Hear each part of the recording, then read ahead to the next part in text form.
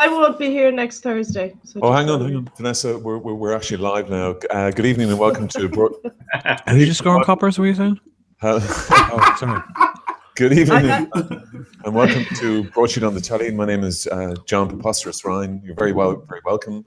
Broadsheet readers, commenters, and all the trolls. A big welcome to Stephen Garland in Longford. Hello, Stephen. Hi, guys. Hello to everybody. Hello to Johnny Keenan in Kilkenny. Hello, Johnny. How you doing, John? Hi, guys. Hi, Johnny. And a big welcome back to Neil Curran, our producer. Hello, Neil, from Dublin. Hello. And a big hello to celebrity accountant Vanessa Foran, who is in her Wicklow hideaway. Or no, I'm back in Crumlin this evening. Back in Crumlin, and it's not really a hideaway if you tell everyone where it is. I never called it a hideaway. No. The boss does. We have a very special. We have two very special guests coming up. If they get the links and and if they've got Wi-Fi and whatnot, but and we've also Olga joining us later. She's in town doing a shift. Okay, I've got. I'm sporting a top knot. We have a bit of a fashion parade this evening, viewers. So John is going first. Go on, show us. We're also going to be joined by Marcel Kruger's brilliant book club, actually. Which did you say Morris McKruger? Marcel. Yeah. Marcel, like a die-hard villain there. Mime artist Marcel Kruger, his book club, which actually in the last 2 weeks is caught fire. It's caught fire. It has actually. It's gone viral. Gone very viral, and and in fact, the movies. It's kind of just a distant memory. My mother was saying it today. Oh, listen! Don't be saying that. And that one, we've got the blockbusters lined up this week that we have. You can't be saying that. It's all books around here now. And ABBA songs. And indeed, we have. So I've lost the top note. Whatever. I was going to say, Vanessa, that I think GAA is lacking in top notes. It's true. Well, that's what separates us from fellas that wear hairbands and ponytails. There was a while there. Was great with there was a while there when some of the male boys used to get the braids in. Yeah. What do you call that left footer? Back in the 70s, do you know McDonald's? Mortimer, I think. Mortimer. No, Mortimer had the lovely blonde locks, but there weren't beads. But you could definitely run your fingers through them on a nice summer's day. Don't be looking at me. But it's all very regimented, isn't it? The GAA. It's very short hair, and you might get a slight something going on at the top, but that's it. Is that no? But there's no rules about haircuts. Oh no! I'm not saying that. There are social rules, Vanessa. But if you look at the sort of say the Premiership or even the French Italian leagues, there's a huge. Yeah, but those guys are earning €1 million a week. For God's sake, come on. They got nothing else to do. But grow their hair. The lads would be lucky to get a pair of boots. Or an exclusive contract with Red Bull.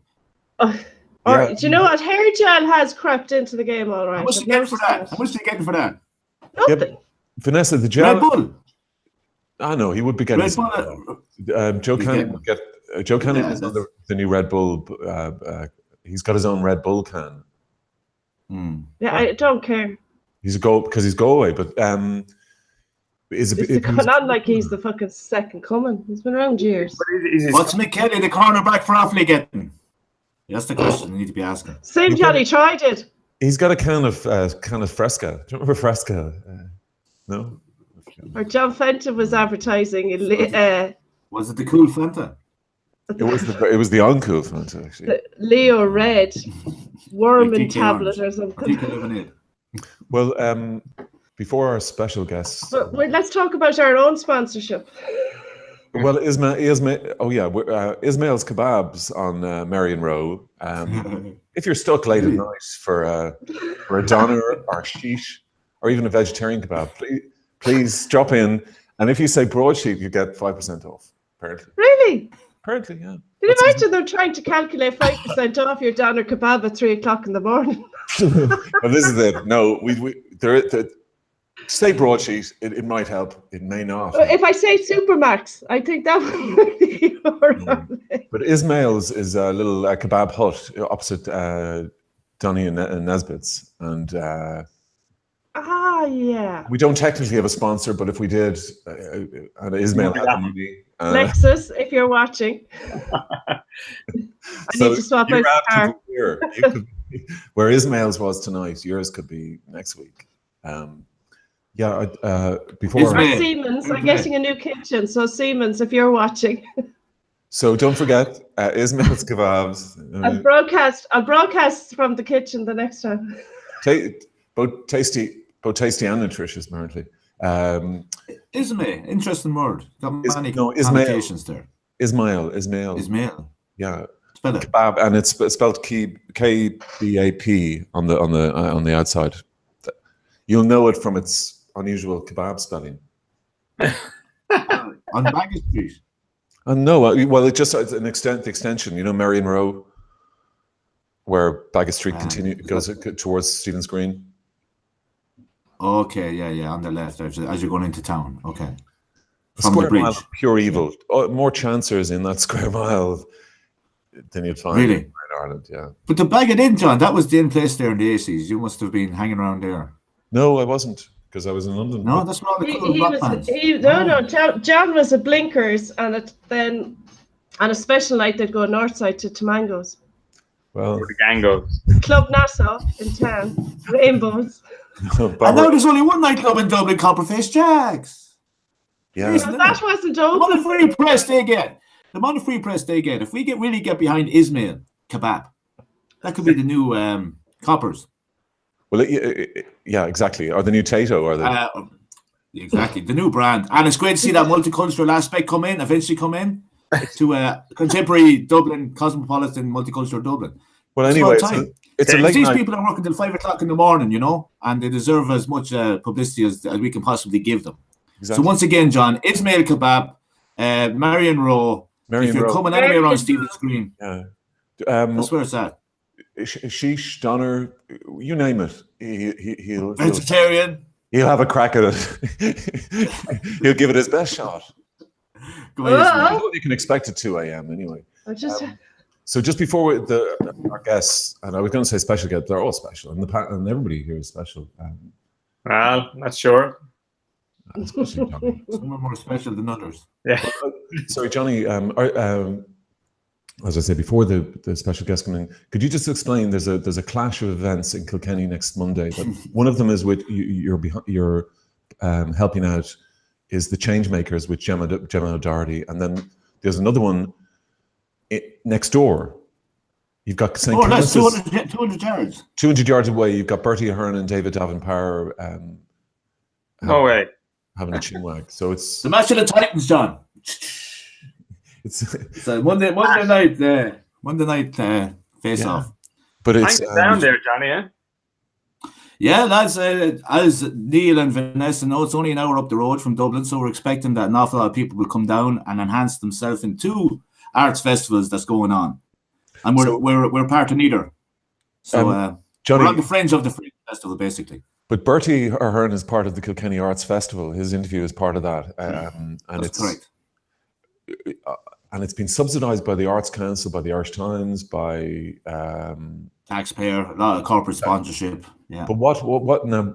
Now, are we going to see Bertie's drawings or his writings, or no? Well, to be fair to him, and I suppose the festival, they have him there. They have him there on the pretense that he's going to talk about Brexit and what his experience with the North, bringing peace into the North of Ireland, and such European treaty as well. You know, but it sounds like McGill. It doesn't sound like the Kilkenny Arts Festival. It all sounds like McGill. Well, John, I've been an arts facilitator, promoter in Kilkenny for good on 15 years now, and I've seen all these arts festivals come and go, and the constant reminder is that there's nothing there to engage the local artist community. And if you think about Art Kilkenny outside of Dublin, and even amongst an awful lot of cultural vultures in Dublin, they would consider Kilkenny the art capital of Ireland. because it lends itself to it from an aesthetic perspective. You know, the castle, and it's a beautiful city to go around. Everything's accessible, nice restaurants, cafes. So it brings an awful lot of people to it. But what I'm saying is that as an arts festival, it doesn't do anything for the artist community that come there. And it's a very transient city because you get the best of artists that want to engage and maybe make a living in relation to an exhibition or something. Of course. And there doesn't seem to be those things put in. But in relation to big, massive, it's the same. For example, they're the oldest arts festival in the country. Yeah. 45 years going this year. And they always get top coin when it comes to grants. But logic would say that after building up a nice product for themselves where they can rely on corporate advertising and also top price tickets, you know, they're not affordable to me or an awful lot of artists that I know in Kilkenny. Johnny, why are they unaffordable? Why are they stepping on the toes of people like Kilconomics and the summer schools and stuff? I mean, like Bertie Ahern and David Devouring isn't remotely an arts event, is it?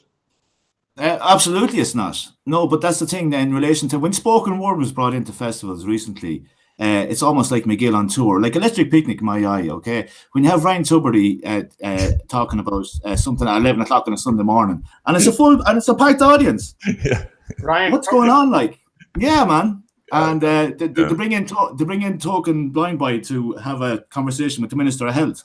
Yeah, but hang on. No, that's not fair. Like, Ryan gets to wear jeans, and it's a cool sort of setup, isn't it? Where is he? Is he over at BBC this summer again? Is he? Are we paying for that as well?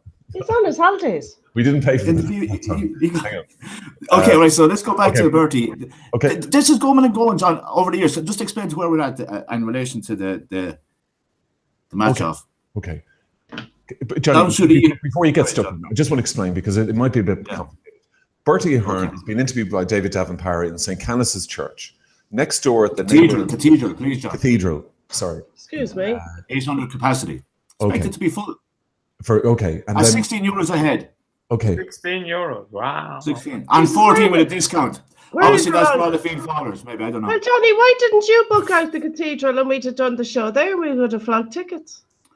Well, no, listen, we're in a better place. We're back in the town hall community. But John, you're making a point there. No, they're in the Cathedral, and then St. Canis's neighbourhood hall is the Changemakers. Right. Johnny's gig. And how many seats are there, Johnny? 180 seats, yeah. Okay, so we're expecting to fill it. And the dilemma was, Steve was going to set up a ticket for us, but that won't happen till next week.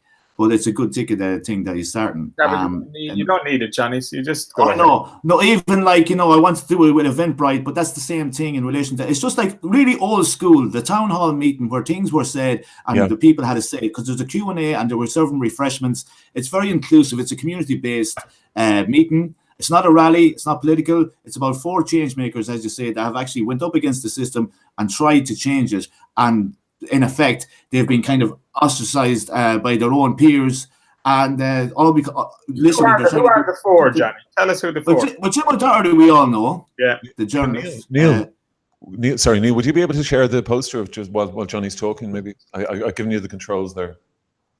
Yeah, let me just find it. Thanks, Neil. Sorry. Well, it's important to say, Steve. You were at the gig in Longford when it was TEDx. Yeah. And it was packed out. And that was a nice theatre, the backstage theatre, and standing ovations, by all accounts, that people that were hearing their voice of reason being heard again on the stage. And there was none of that recorded, but so there's an appetite for it. There's not a lot of people that are talking about change. When you're on Facebook or even Twitter, there's an awful lot of people are engaged and informed. And with that information, they're going back onto the streets and realizing that you still have to kind of come together as a community-based thing. This is what's happening in Dublin tonight with the Occupy movement again. It's under serious pressure, lads, and if it's nothing seriously done in relation to a serious peaceful protest and a solidarity of people on the streets saying enough is enough, and we're going to talk about the Garda station later on, it doesn't get much worse than that. How much worse does it have to get?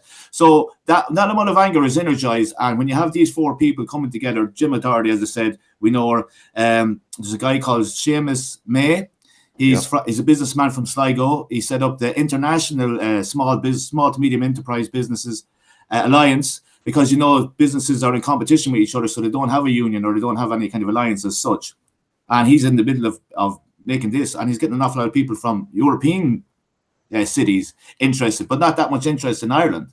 And so he'll be talking about that in relation to the problems that they have with the banks and local government, And he's got a lot to say about that. And he's going to be talking for 20 minutes, as is Gemma. Yeah. And then you got Anna Kavanagh from Longford.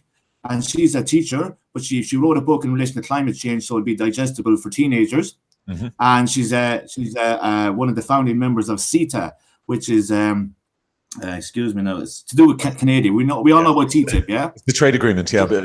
Exactly. So it's TTIP through the back door, essentially. Yeah. And she's not an authority, but she's informed about that. And that affects us all. And then you got Alan Mahan, I think, who's a farmer. Yeah, tell me about he's a farmer from... Yeah, sure. He's a farmer from Monaghan, and he's got a lot to say in relation to agriculture and the deal the farmers are getting. And it all lends to corruption. I'm not saying that particular industry is corrupt, but he's got a lot to say in relation. That's the team of the night. It's change makers. They're highlighting the issues that's wrong, and they have a few suggestions. And the integral part could be coming from the audience. There'll be a Q&A, and we're hoping to have it all. I lend most of the show, in fact, to the audience. Sure. So we want people to come engage. And obviously, we have expenses in relation to PA, hire the hall and all that. And the hall is fantastic. The people behind it's a real community spirit. And that's the best place for a meeting like that to happen. And I'd say to people that are coming down, come down to Kilkenny if you're coming from Carlow or Dublin or wherever, and enjoy Kilkenny, because we're in the middle of 2 arts festivals. Steve, you're coming down hopefully still, yeah? Yeah, sure. Brilliant. Because Kilkenny's come down, so that's my PR stuff done for Kilkenny. But what I'm saying is, if you're not interested in going to hear Bertie talk about something, having to pay €14 for, or you want to be part in the community spirit that is about moving forward and change and stuff, there's people talking about protesting Bertie's gig, but I prefer if they just kind of just came down to ours. Ignored it. We might make a symbolism of protest ourselves. I don't know. Yeah, their presence at the... But that's why I felt I had to do something this year, because this is parade every year that there's not enough being pumped into local artists. And I've seen the best of artists leave Kilkenny, because it didn't get a break. And there's some great artists still in town, and they need to be kind of worked at. So when you see something, this gig, that was the straw that broke the camel's back for me. I said, I'm going to have to put on a gig. And it just so happened that Gemma was talking about coming to Kilkenny, and I'd worked with her before. I brought her film, Mary Boyle, Untold Story, 2 years ago. So, we've... I respect where she's going from a long while. And I think it's important when most of the mainstream media, and our local media as well, are more kind of, accessible. But she's obviously not regarded in RT or INM or what have you for whatever reasons. Well, she does have a voice, and people should come out and listen to her. Oh, yeah. And other three guys as well, because they're going to learn, and it affects everyone, John. It affects us all. Okay. It's bringing back the old town hall meeting and getting things done grassroots, Absolutely. And will there be refreshments? Pitchforks. Will you be handing out pitchforks? No, man. There's plenty hurls lying idle there this summer. Vanessa. Power to the peaceful. John, you know me. It has to be said. Power to the peaceful always, I believe. So with Steve living in Barcelona, them guys know how to put on a protest. It's a carnival atmosphere. There's not enough atmosphere carnivally in protests in Ireland, and it needs to get that way, because if people are going to hit the streets in relation to having a voice, because you have to get off internet now. This is good for what we do, serves a purpose, but the keyboard warriors are awake and they're out, and they're in their masses in the youngs, because they literally have nothing else, man. Up in Dublin, I was just finished briefly. I went up to see the premiere of Shelter Me, Dean Scurry's film. Actually, after the movie section, would you go through the Shelter Me and we'll talk about that then? Would you mind, Johnny? Sure, of course, yeah. It was quite emotional, but it builds into what we're talking about anyway. Yeah, and what I wanted to sort of open with really was the photograph from Talagard Station taken last night, reportedly last night, and our headline was gut punch, and it was a hugely impactful photograph. There's some details regarding the family situation, but Vanessa, you've been following it during the day, I imagine. In so much as I just wanted to stay with information rather than the commentary attached to it. So I might be a bit vague on some of the information that Broadsheet hosted today, because there's too much people, tearing it apart rather than seeing it for what it is. It's children sleeping Okay, in the Garda station rather than deciphering what they're wearing and the how, wheres, and what's of it all, Yeah, I mean, I think when it was posted initially, people doubted whether it was authentic because they said that they were school uniforms the boys were wearing, and it's August the 8th or whatever, and that wouldn't tally. But then it was established that it was taken last night, and these boys were sleeping in that Garda station. Seems to be, and not unusual. Apparently, it's like this has been happening. Yeah, according to Anthony Flynn, this is regular occurrence. But and school uniforms were the only clothes they had. Possibly. No, I don't think they are school uniforms, but it doesn't matter. They're children. I don't care what they're wearing. Just to say, sorry, just to counter what Stephen said, Eileen Gleeson, the director of the Homeless Executive, Dublin City Council, said that is not the case apparently, but Anthony Flynn said it is the case. Okay.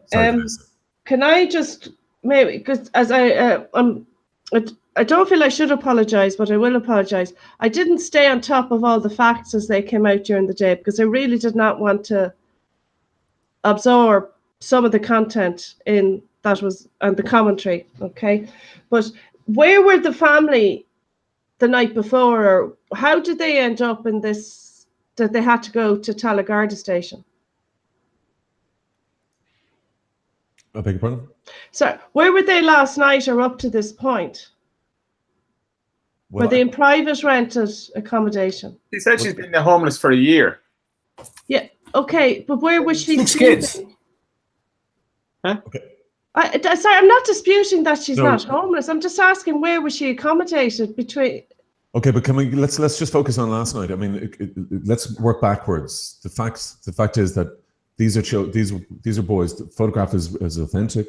The horse sleeping. This is a Garda station, according to Anthony Flynn at the Inner Cities Helping Homeless. That this is a regular occurrence. Not just in Telly, so. And not just in Telly, but across the city. It's not photographed often.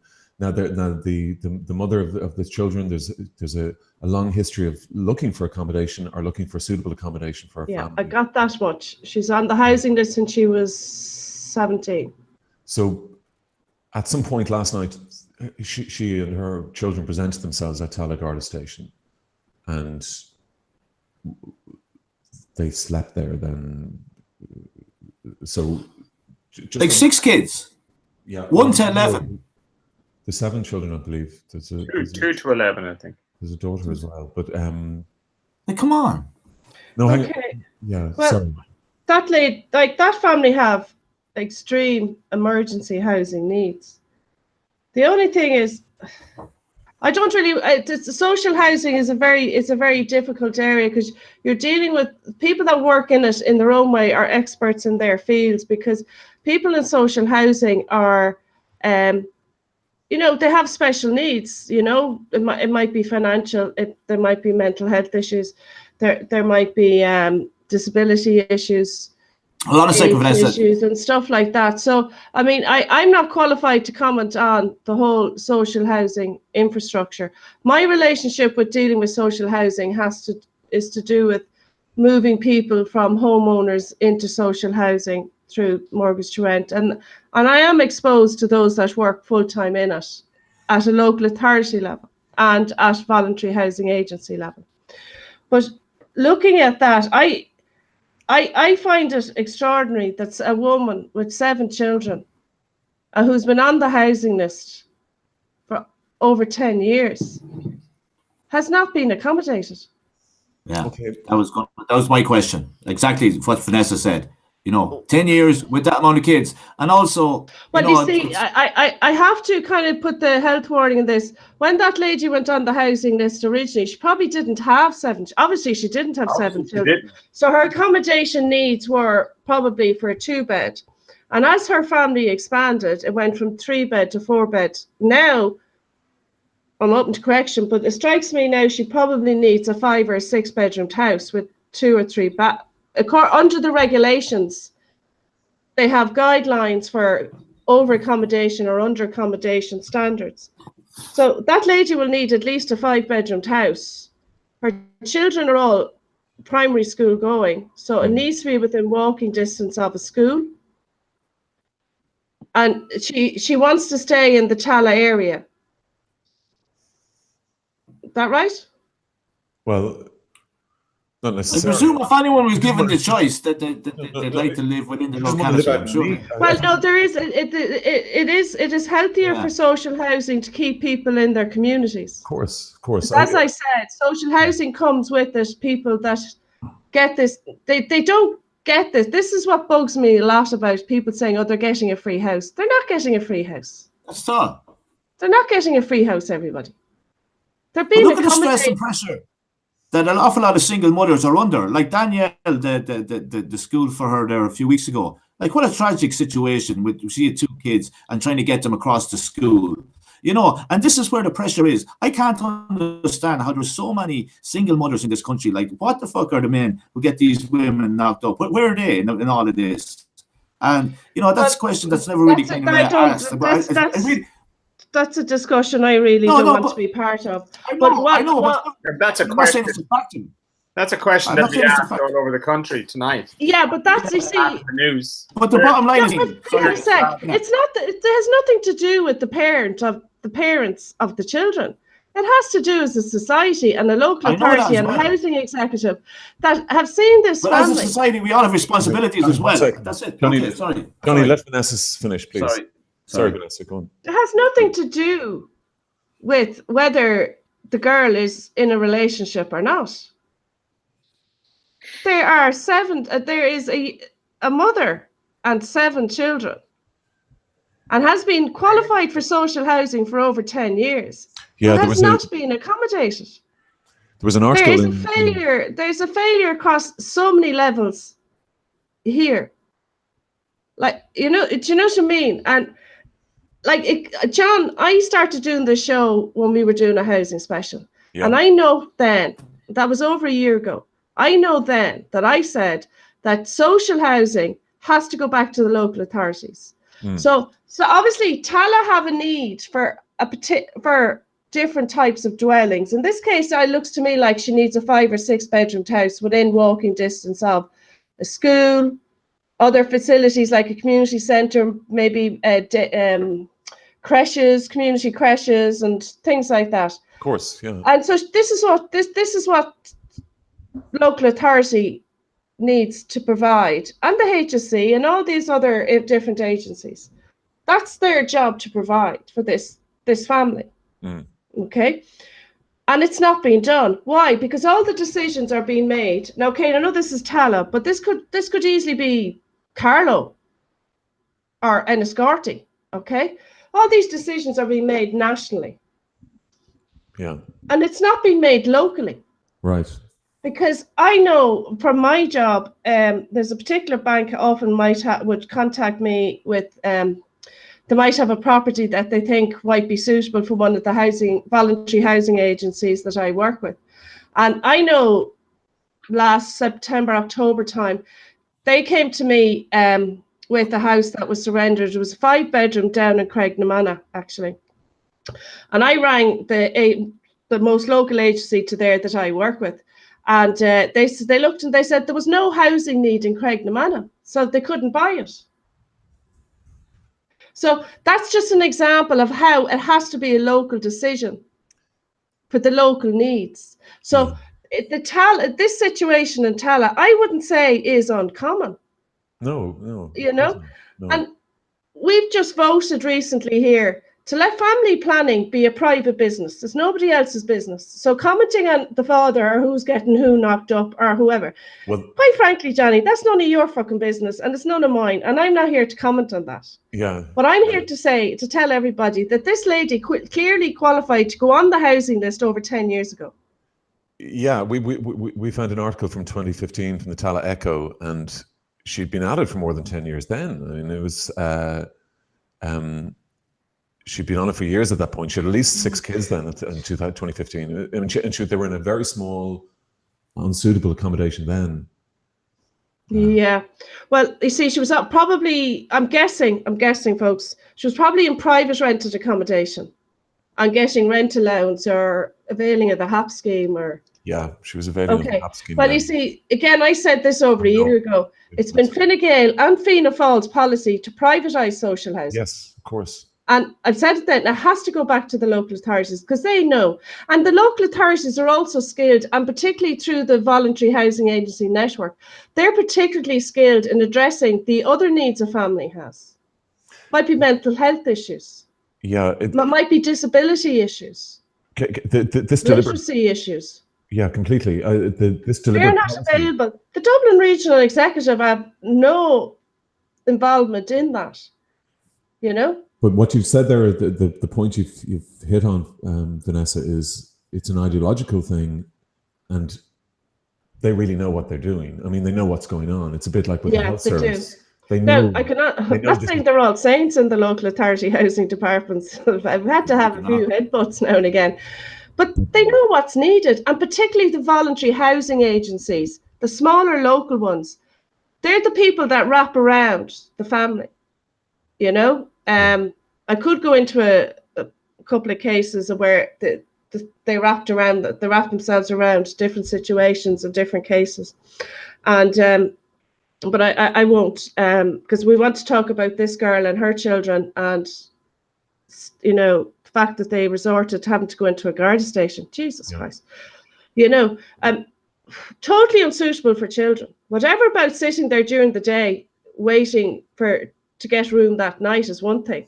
At least they were safe there during the day, but you have no idea who's being dragged in and out of a Garda station in an urban area. Yeah, at 2, 3, 4, 5 in the morning. You've no idea what those children might have witnessed last night. Yeah. Or, you know, had to close their eyes from. I mean, that's kind of stuff in beds. Yeah. Like, so I don't want to keep blaming the Dublin Regional Homeless Executive or I don't want to blame anybody. But Jesus, like, can we not just go back and give social housing into the place it should have been all along, instead of trying to give it into the private sector? Sorry, I don't want to labour the point though, but as you say, it's a Fianna Fáil, it's a Fine Gael, it's an ideological issue. They will manage this decline because that their end game is the privatisation of social housing. Of everything. The REIT are right. REIT have taken 13% of their stock now is social housing, apartment stock. Yeah. And I would say it's growing. So it's just obscene, actually, really, when you think about it. Yeah, yeah. And just even on the voluntary housing agencies, I advocate for the smaller local agencies that just stick to their local area and work with their local community. You know, Channel 4 a few weeks ago did a very interesting documentary. I'll actually find the link and I'll put it up, send it into John, about how some of the bigger national agencies and how they've gotten so big and how they're managing their properties and how much they're paying their executives. Again, that's probably an argument for another day. But it's... This was today, this rate is now... Well, there's a few of them. There's a few rates here. But there's one today, what's it called, Iris? Right. That's like it's the biggest private landlord in the country. 2,700 properties and 300 of them are HAP. Yeah, I mean, this is what we were saying. You know, the REIT, right? REIT. Yeah. But there's a few of those. There's more than one. So, what's happening? Because eventually, guys, student accommodation will all be through these big, huge monster. Of course. I mean, eventually, private sector. But it's already, one of the guests tonight is Jim Fitzpatrick, the artist. And one of the things that it is doing, you know, people kind of laughed when David Kidd said he was leaving Dublin. But, you know, beyond that, it is quite a serious point. You're losing your artists. And David Kidd, the singer. Artists need the help of others. They just need the help of others. Well, I think the city... Call centre people don't. They need it. It's a special... Absolutely. When AI takes over, the artist and the creative person will be the only one that will be normal. Yeah, well, but that's a fact, because everything else is manual, you know. Yes, but if people like David Kidd, and you know, reasonably successful singer-songwriters can't afford to live in Dublin, that's it. He's successful, John. He's very successful. Well, there's also sort of the sort of more generalized thing about the city. The Dublin is losing dubs. Cork, Yeah. you know, it's like, They're all being pushed out to the suburbs. And they're all down here in Longford and Leitrim. So it will lose its identity to that might sound a bit wild, but it's not really, because can you imagine London without the Cockneys or Liverpool without Scousers? You know, I mean, the indigenous population has to be allowed to thrive in its inner city. Otherwise, there's no point calling it a city, a culture, or pushing flags along the Liffey. We're globalized, Vanessa. If we talk about the property thing, they want to get the apartments in town Airbnb. So bang, bang, bang. That's it. So that. Yeah, you see, Johnny, Vanessa, you're not listening to what I'm saying. Okay. They want to privatize the social housing in the same way as the private into what is has always been known as the private rented sector. Okay, and the private rented sector can do what they like with their property. Okay, they can do what they like. So you can mock Airbnb, you can mock all these other people. I'm not mocking them. I'm just saying that's the fantasy. The private individual who rents out whatever properties can do what they like with their properties. Yeah, I don't think Johnny. This needs to go back to the communities, to the local authorities. Okay, Vanessa. Vanessa, can I just make my point on that, please, John? Johnny, just 1 second, because I found this article from 2015 about Margaret Cash. This is the mother of the children who were asleep in the Garda station. Sorry, her name is Margaret. It's Margaret Cash, and it was she had been in a property living in Castle Park. The house had been sold. This was in 2015. The house had been sold in the last year, but despite efforts to find alternative accommodation, the only option the family were given was a temporary weekend stay at a Gardner Street B&B 2 weeks ago. This is back in 2015. And they're taking the mix at Margaret, who had been on the housing list for 6 years and registered the family as homeless in May. So that was May 2015, when they were aware the new owner wanted them out. John said, this is the partner, we have 4 kids in school at St. Angus and we don't want to disrupt them. On top of that, we have all been living and sleeping downstairs because the upstairs is in bad shape with no insulation, etc. We gave up our traveller's life years ago and settled down, but we don't have a family that would be willing to take in 6 children. So they're out of that traveller community, I guess. So they're isolated already without having to be sent down to Gardner Street. All right, okay. So exactly. So the family's rent allowance is capped at €1,000. That was in 2015, but they have found they're priced out of moving to a new property. Well, even in 2015, to get somewhere in town, anywhere like for 6, 7 children. It's Castle Park in Tala, John. Yes, it is. Yeah, this is the Tallow Echo. Will I continue? It's only a little bit. Sorry. I just not at all. But if this is tedious, tell me. No, it's not. It's just okay. I wanted to know. Okay, so Margaret continue. The council were aware of the repossession a year ago. This is the repossession of the private accommodation they were in Tala. But we have been getting the runaround. We're afraid to leave the house in case the locks are changed. It's causing us awful stress. We know we're not the only ones looking for a place. But we do have housing. Where will we go with 6 children? They're not giving us any hope. I think it's quite drastic because I've just looked at a house for sale in Castle Park, and even that house would have been, those properties are too small for social house, for a family that size, based on the over-accommodation, under-accommodated they had 6 metrics that they use. Yeah. So that lady probably needs a 6-bedroomed house. And I don't know where she'd get a 6-bedroomed house in the Tala area. Well, just to say, they'd have to build one for her. Yeah, but sorry, Vanessa, just to say that this is 3 years ago. This is her crisis. Go on, John. I can't think of like the trauma she's, this repeated trauma for her kids and for her. Sorry, Neil, and her pregnancies. Neil, you've been quiet on this. Neil. Yeah, sorry, I was on mute there. It's a horrible story, and there's a lot of emotion behind it. But you kind of wonder where we're at as a society when we allow this to take place, regardless of the circumstances. I don't know. It's frustrating. Yeah, I don't. There's no silver bullet. There's no silver bullet. Like it's going to take a shitload of money and investment and action to remedy this. But we're not talking about overnight fixes. We've let it get this bad. Do you agree do you agree with Vanessa that it's an ideological position taken by Fianna Fáil and Fine Gael? Therefore, irrespective of what they say, irrespective of how many ministers come out and how many programs and plans, they're just managing decline purposely. I wouldn't say it's ideological, John. I didn't think Vanessa was saying about ideology, but I do. I kind of am leaning towards. I'm leaning towards what Vanessa is saying. I mean, it's guesswork and speculation, but I just don't see this problem being fixed. I mean, if you look at other countries and their housing, their housing markets and their crisis, and you see cities and countries that have more severe. I mean, we think we have it bad, and other cities and countries in the developed world have similar, some have similar markets, and action hasn't been taken at that point. So, there's certainly room for it to get a hell of a lot worse.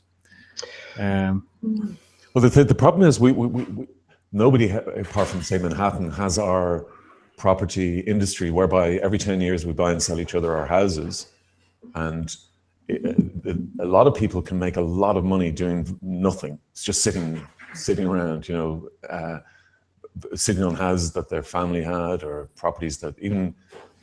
But you see that goes back to this thing that people should be on the housing ladder and they should buy houses. But if you had a thriving, healthy rented sector, even the private rented sector, if that was thriving and healthy, instead of these big, the rates coming in as charity trusts and bulk buying huge properties of dodgy loan books. I mean, effectively buying loan properties that are bangers on loan books. But the business of property in Ireland is a huge. It's like a massive industry now that a parasitical based, be it Daft, be it the Irish Times, be it REIT, all these landlords. Dozens and dozens of estate agents. It's just a huge industry. It's like our kind of. It is. But Airbnb, John. The vulture funds. NAMA. All those people. We don't create. We buy and sell each other houses. Yeah, we do that, John but I think right. Report onto them. Sorry, guys. John is right there about buying and selling properties. Whether it's a vulture fund buying them or a REIT or whatever, or a private individual. Listen, the first person a paddy will rip off is another paddy. Yeah, absolutely, and he will leave property sitting there, and he'll watch it go to dereliction because he'll see a chance of it being turned into a. Yesterday, I was in Granada in County Longford, just a small town, and there's only one street, a main street. I grew up on one side of the main street, big building, and a shop. And across the street was the biggest, like essentially a hotel in the town, and the exact bang in the center of the town. So some dude bought it, I think 4 or 5 years ago for 65,000 euros. He's from Dublin, so he's a paddy. So he bought it for 65,000. He obviously had cash and was able to buy 65 grand, and he bought it. Is now the Granada tidy towns have had to kind of put paintings onto the windows because it is but it is crumbling. Yeah. I was looking at it yesterday, and there's three holes in the roofs, and you're going, so the water is running in there. So that's the kind of that guy is sitting there. He had 65 grand. It's like a punt to let that property smack in the middle of a main street in a rural town. It doesn't matter where the town is, but he's able to do that. And I was shocked, and I was going, how can that be legally possible? And but he's doing it. It's there. It's a live art installation, if you like.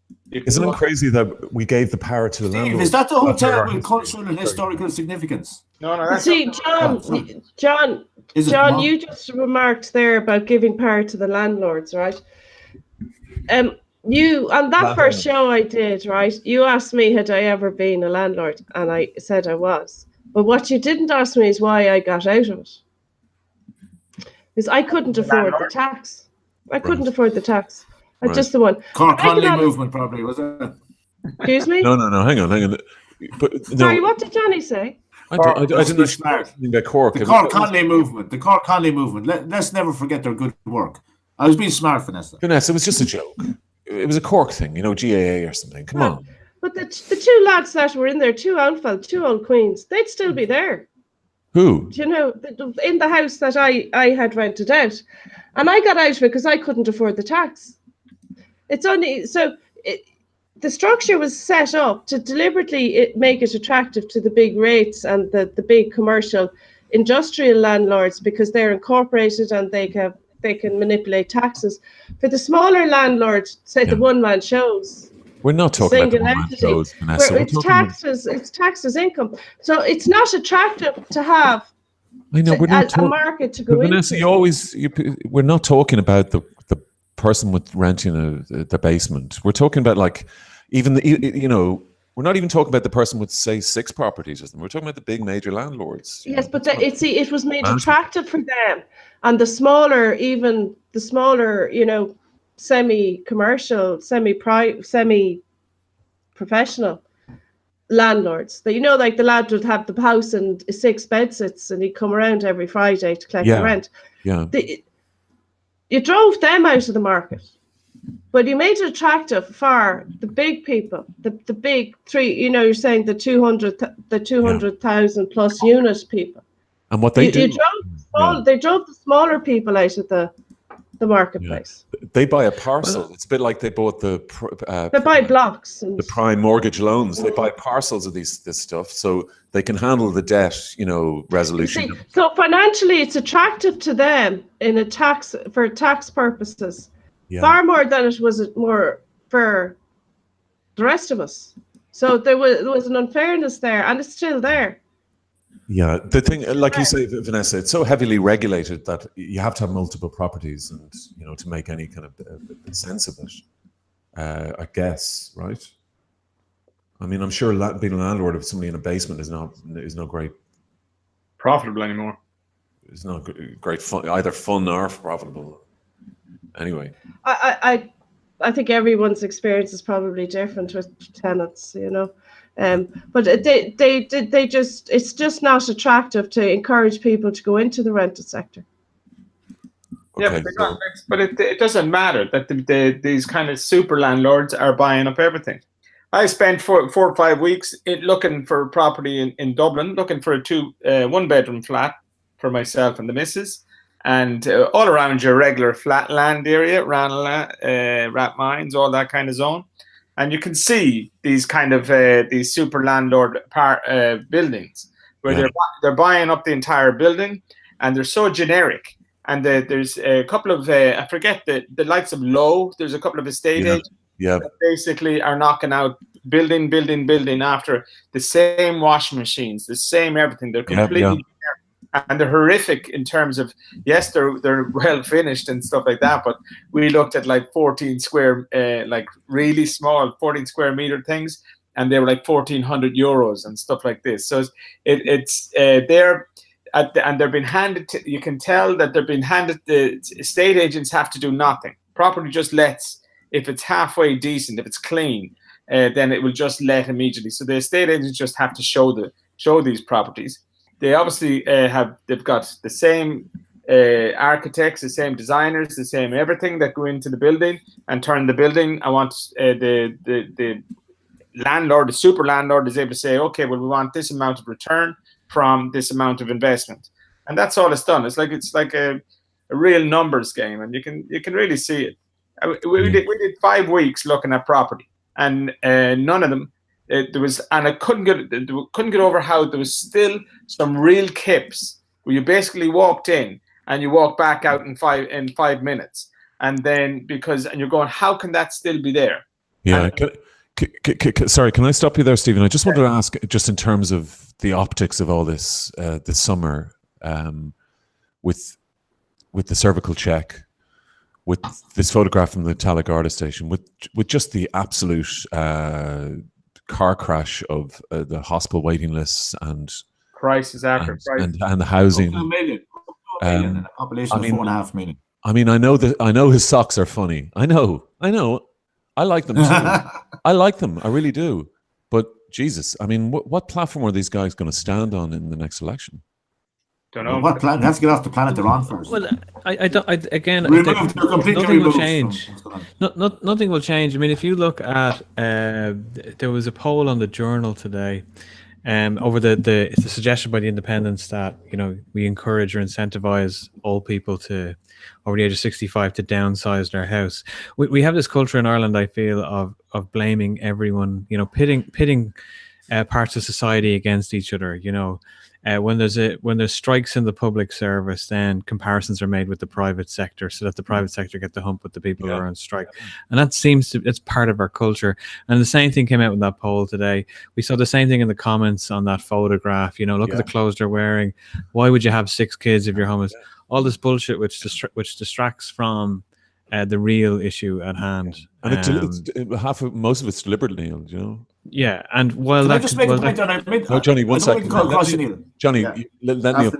Sorry. Yeah, and just really just to wrap up, for as long as that's in play, and Ireland's been like that for a very, very long time, and for as long as that's part of our culture, the government doesn't have to change its spots because we're fighting amongst ourselves, or we're commenting on the clothes of kids wearing, doubting the authenticity, questioning why someone would have so many kids, as opposed to really facing the true issue is. It's outrageous, really. In a country that makes it so difficult to plan your kids. Well, it's not so much that. It's just that there's also the Neil, that was great. Thank you for that. Sorry. There'll be a discussion somewhere this week or next week in one of the radio talk shows somewhere saying that the indigenous Irish population is getting smaller and smaller, and there's more and more as more and more immigrants come in, and Irish families get smaller and smaller. And here's this girl is having children, above the average, and instead of being supported and encouraged, Yeah. No. Well, you could see. I don't know about it. I don't know about that. There was a girl. No, but it's just that there will be people saying that as the Irish population ages, right? Yeah, but it's the numbers of the younger generation working to support that aging population are not there. Yeah. There was a court case in Longford I'd say about 3 or 4 weeks ago. Couldn't believe it. A girl, she was up for shoplifting with her kids, and the judge was giving her a bollocking for having brought her kids in to steal. And anyway, so she stole a bunch of stuff from Pennies. It only came to €60, which is about a massive amount of stuff. Still only came to €60. It's quite a lot in Pennies. Don't be advertising Pennies. That's okay. We don't need. This isn't a plug. So listen. The judge asked her at one point, says, and so, I mean, how many kids have you got? She said, I've got 17. And I said, I could not believe it. I said it to my non-Irish wife, and I said, 17, and she was appalled. She couldn't believe this. And then I come and I asked my brother, who's kind of had a business here in the town, and he knows the family, and she is a daughter of a family of 17. So there's there's 34, you know what I mean? Her father had 17 kids as well. This is 2 generations creating 17 kids at a time. My God. Yeah. And my brother sells furniture. I'm going to give you this. My brother sells furniture, and apparently he famously rocked up with a check to buy and bought the best bed in the shop. Oh, Stephen, I was going to ask you with a welfare check. Stephen, I meant to ask you. You mentioned you're from Granada. Is this were you around when Anne Lovett? Of course, man. I'm 46. But we've never spoken about this before because we covered it. When her boyfriend was interviewed in the Irish Times a few weeks ago. Yeah. But the week before the referendum. The week before the referendum. Tell me, I mean, you must be very young then, obviously, Stephen, about 13, 14. Yeah, I could tell you too much about it, John. I could tell you because Granada's only a tiny little town. Of course. And I won't tell you much about it because that is the nature of it. I'll have an offline conversation with you. And sorry. Yeah, of course. I didn't want to pry into. Very close. No, but I'm very, very close to that. Okay. So. Sorry, I didn't want to spring that on you, but when you mentioned Granada, it really is only known. Yeah, it's the only thing that anybody knows, huh? Yeah. I'd be very close to that story too, because she's the same age as me. Well, Vanessa, that's why I mentioned it, because you had said that had such a profound effect upon your life, and I think mine too. Yeah. I mean, anybody of that age or our age is roughly, not that you're my age. Thank you, John. Okay. Nowhere near it, whatever. Make sure of it, lads. Around about now, just as I do the papers, Neil, I know, loves to come in and just tell us what movies to watch over the weekend. Isn't that right, Neil? Well, you know, you're newly bearded, Neil. Well, you know, and we have a week of it. Actually, there's been a lot of movie news. There's been a lot happening over the past couple of weeks. Sorry, can I just talk about the beard for a second? Because you've been trying to grow it for a year, and now you've gone full. No, it's no different than it. It's no different than it has been before. It's just maybe you're looking at me, John. Oh, okay. This was Ladies' Day in the RDS today, and yet we've opened the show. We're talking about John's hair, Johnny's new glasses, Neil's beard. This is Man's Day. You've got to get the top knowledge. Your product placement, Vanessa. Yeah, Vanessa, your product placement there. What is your product? Vanessa, I need to swap out the car. The book. Whose book? Oh, Babushka's Journey. No. She's advertising a well-known airline there as well. Oh, Ryanair. Oh, Lexus. Europe's airline. She gets her free flights. This is how she gets them. Oh, yeah. That's what it looks like. This is what the strike is over. Yeah, this is your scab. Yeah. Jesus, I come from a house that'd be murdered by the I just know that. Need to pay more attention to detail, Vanessa. Yeah, it's funny, you don't hear the Michael O'Leary for president anymore, really, do you? It's not as popular this year as other years. I think the producer would have organised better set design. Here, yeah, I know. Do you think Jim Fitzpatrick wouldn't have let us down? Now, Jim, very disappointed, but a brilliant artist and a very nice guy. Well, let's look him up. But we hope he will join us. He will join us soon. But Neil, Jim, he's still on the cards, like. Oh well, Che Guevara, Jim Fitzpatrick is dead. Oh, that's him, is it? Yeah, man. Vanessa asked Tin Lizzie. I said, Fitzpatrick says, here, plug something. I said, it's Jim Fitzpatrick. It's not. Need to plug anything. Yeah. But anyway, Neil, the movies this week. He's an informed guy as well. So movies. So we've got lots to talk about. I'm gonna do the papers while you're doing this, Neil. Okay. Right. So think of the original summer blockbuster. Can anyone remember what the original summer blockbuster was? Grease. No, it wasn't. It was. Mamma Mia. YMCA. Stand By Me. The Village People. We're only guessing now, lads. Jaws. The Jungle. Saturday Night Fever. Jaws. He's back in with Jaws. I know, big. Yeah, the original. That's the only song I can play on the piano. Well, right. Jaws. Jaws was the original, Johnny. Oh yeah, right. No. We're going to need a bigger boat. We are, and I'll tell you who else needs a bigger boat is poor old Jason Statham, because out this week we have The Meg. The Meg. And it sounds like a cute, adorable name for a fish, but it's actually an abbreviation for Megalodon, which was a prehistoric shark, which is alive, roaming the waters around Jason Statham and his buddies. So this is a shark movie. It's interesting because, monster movies are a thing, but shark movies in themselves are almost a subgenre of the monster movie. And it was interesting listening to the critics in the press screening of the film talk about this concept. And the film was wasn't great, and I'll tell you why. When you go to the movies to watch a film with a shark, well, what are the boxes that you would expect ticked? If you're going to be watching a film where people are getting into the water and sharks are going to eat them, what do you expect to see? Well, the fella would be expecting to see a girl in a bikini and her boobs falling out or something like that. Well, I wasn't even thinking of that, but I guess that's right, and there was none of that. But that's not what I was going for. You'd expect a bit of blood and guts and a bit of gruesomeness. Wasn't a drop of blood spilled in the whole movie. There wasn't a drop of blood. Wow. And it wasn't. There was a couple of jump scares, but nothing to write home for. It was like the film with Samuel L. Jackson, Deep Blue Sea. But of course, Jason Statham is a bit of a character. I mean, he kind of does. He phones in these movies.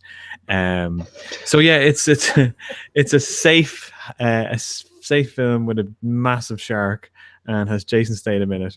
And I hate to say it, but it is the movie of the week, because as we look to the other films that have come out, another film that's out this weekend is The Darkest Minds.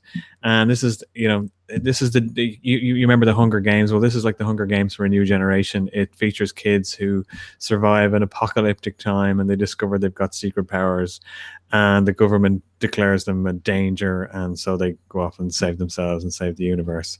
But it's not great. It's not great, now I have to say. They just don't make them like they used to. Remember when you were a kid and you'd watch like Explorers, or you'd watch films where kids, like The Flight of the Navigator, like they just don't make them like that anymore. And the other film out this week is Unfriended Dark Web. Now, I'm pretty sure Unfriended Dark Web is a sequel to the original Unfriended, which had a separate name, which is basically, it's all done through what we're doing now, Google Hangouts and Skype. It's made on a shoestring budget, and monsters and scary stuff and all the rest. And it's not great. So the movie of the week is The Meg. So go check that out. What was the first one, the last movie there, Neil? What was that? Unfriended Dark Web. So I'm pretty sure it's a sequel to Unfriended, or whatever name that it was. Right, yeah. When it came out. But yeah, scary things happen. It's all done through like a Google Hangouts, kind of like what we're doing here, type of setup. Flashy lights and creepy things. You were asking about the summer blockbuster and what happened. What did Marvel kill it, or what? No, the summer blockbuster is alive and well. I think the challenge is it's harder to make money from summer blockbusters now, and that's why we saw in recent years a lot of studio amalgamation, and you see heavy investment in toys and partnerships with fast food chains and all the rest. And as much as I kind of give it a hard time, Marvel they've really nailed the formula for the summer blockbuster. And the Avengers Infinity War, I mean, it's an epic film, and on the plus side, you've got this huge cast, a lot of big stars, you've got a lot of characters on screen, which is usually a recipe for disaster. If you look at some of the older Marvel films, the Spider-Man movies and that, they were terrible. The more villains they had, they were terrible, but they really have done a good job. Now, it's an epic space melodrama with a lot of challenges with its plot and all that, but still it's done quite well, and it has a huge following, and they split this film into two, and they're paying the stars big money, and they're making huge returns, and it's not an easy feat because DC can't do it with the Batman and Super, with the DC universe, so it's not an easy thing to do. They made a new Oscar for they have, yeah, that's right. So there's a new Oscar, and it's causing a bit of a controversy because no one understands what it is and how it's going to be calculated. It's called the outstanding achievement in popular film.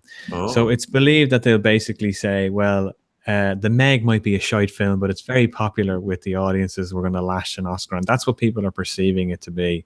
It will be in effect for the 2020 Oscars. That's a good idea. So, like who would be nominated, for instance, say?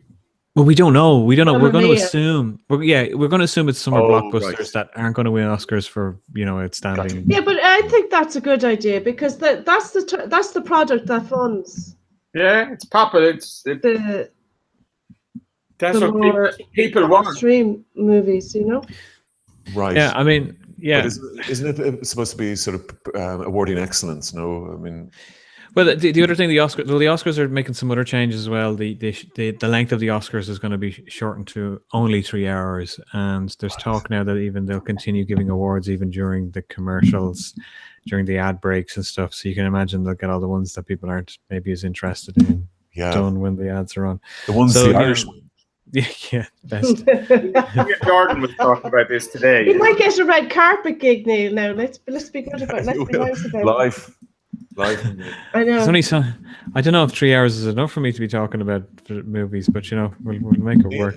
Neil, could I ask you just on movie news? You had Mamma Mia 2, and then the Mission Impossible 6 opened recently. How have they done box office? I mean, are they? Oh, it's a good question. I haven't looked at the box office stats for it yet. Vanessa went to Mamma Mia, so that's one punter. That's one sale. That's one sale. Well, not Excuse if me, I bought more than one ticket. Not if it's illegally downloaded. I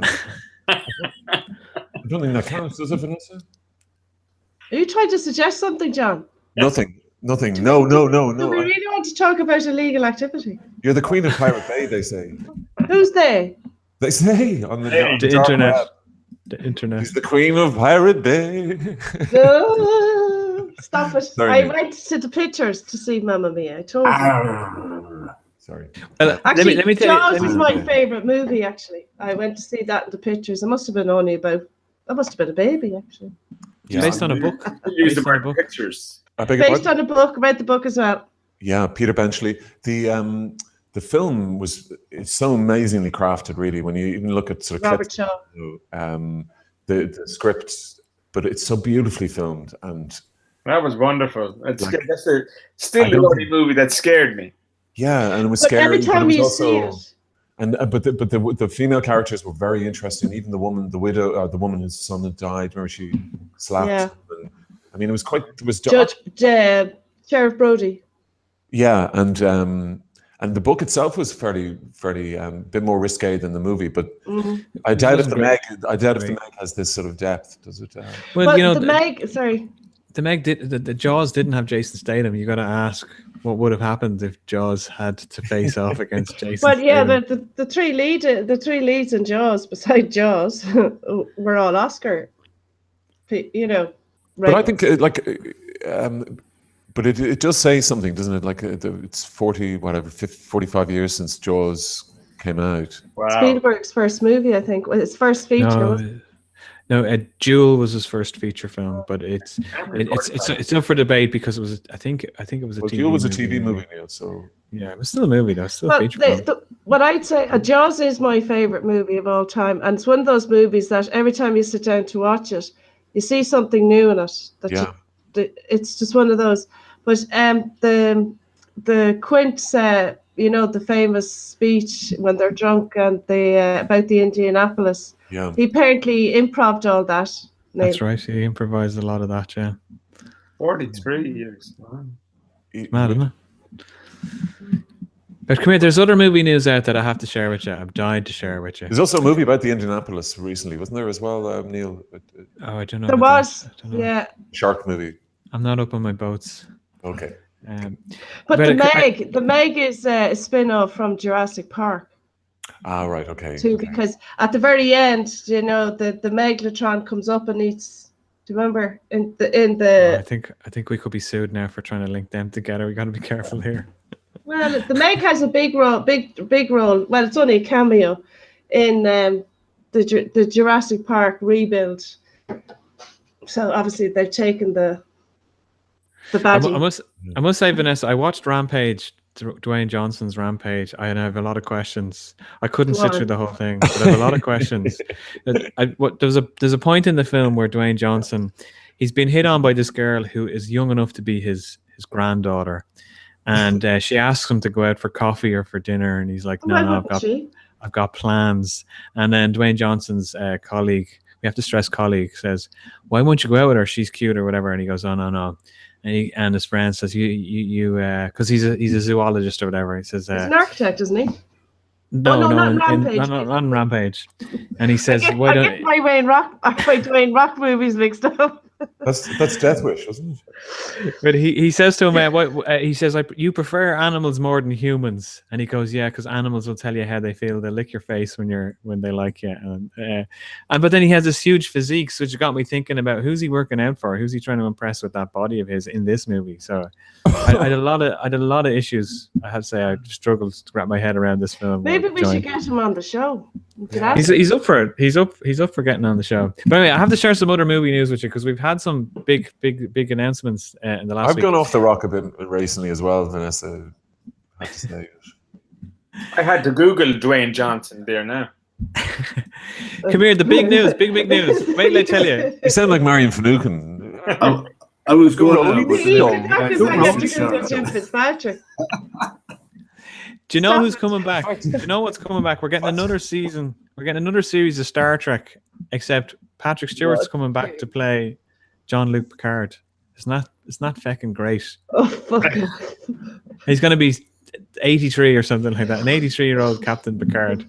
They haven't even got a script and they've won him around. No Shatner, no Star Trek. No. Well, we don't know. They haven't got scripts yet, but that's big news. I'm a little bit excited about that, so we'll see where that goes. Yeah. Also, James Gunn, or not James Gunn. Yes, James Gunn. So the guy who was behind, the director of Guardians of the Galaxy, he got fired from Guardians of the Galaxy 3 because, well, it was bold. He was ousted because he had some tweets from years and years ago that were highly inappropriate. Disney had a zero tolerance approach and fired him. And the cast of Guardians of the Galaxy all clubbed together and said, "Look, let bygones be bygones." He's apologized, and Disney were having none of it. Now he's not short of work since he's gotten the boot. But what was the nature of his tweets? He made light of rape and something else, but these tweets were very, very long time ago. I think some of his people went searching for them for whatever reason, dug them up. He apologized and says a very long time ago, not something they're proud of. Disney had a zero tolerance approach, but the cast of Guardians of the Galaxy got together and said they wanted him to stay and come back, and Disney wasn't having any of it. So it's kind of started this conversation now again around Disney won and they got another director there. Well, they haven't announced who the director is, but yeah, he's not coming back, that's for sure. Wow. So the actors will have to back down. They'll have to back down, but again, it's prompting the conversation around not the Guardians of the Galaxy they thought they were. Yeah.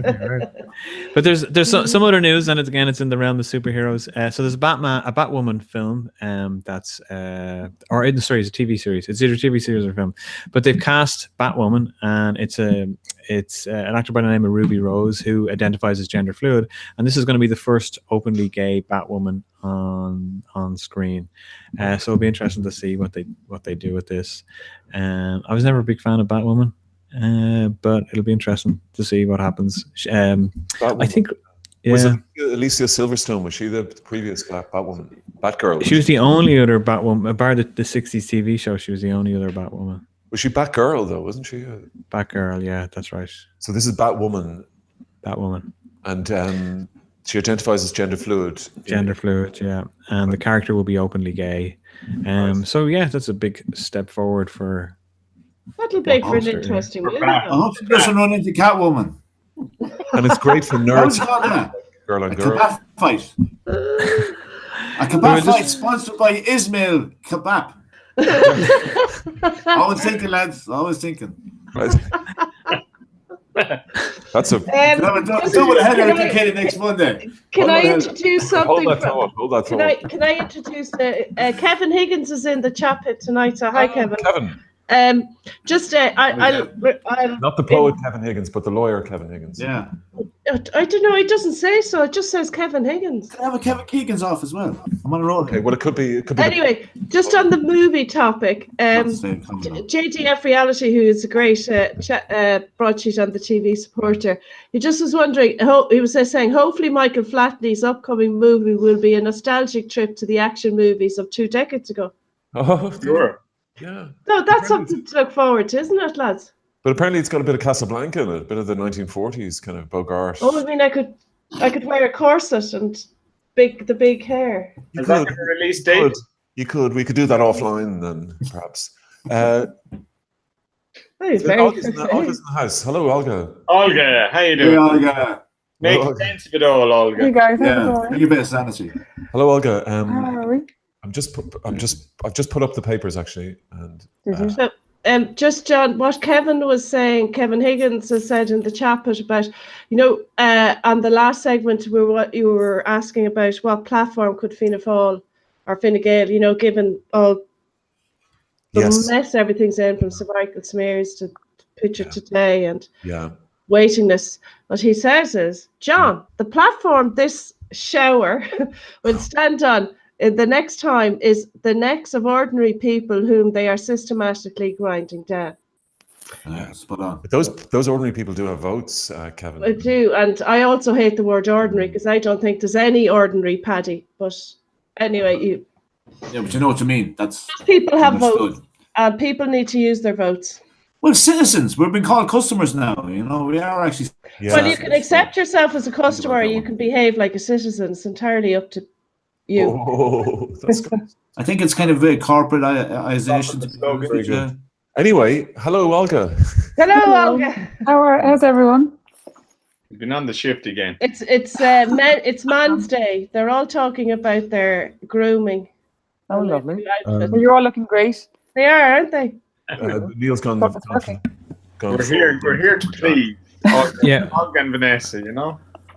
Yeah, that's we're done talking about us, Olga. So maybe you could talk about us instead and tell us what you think of us. You're all looking fabulous.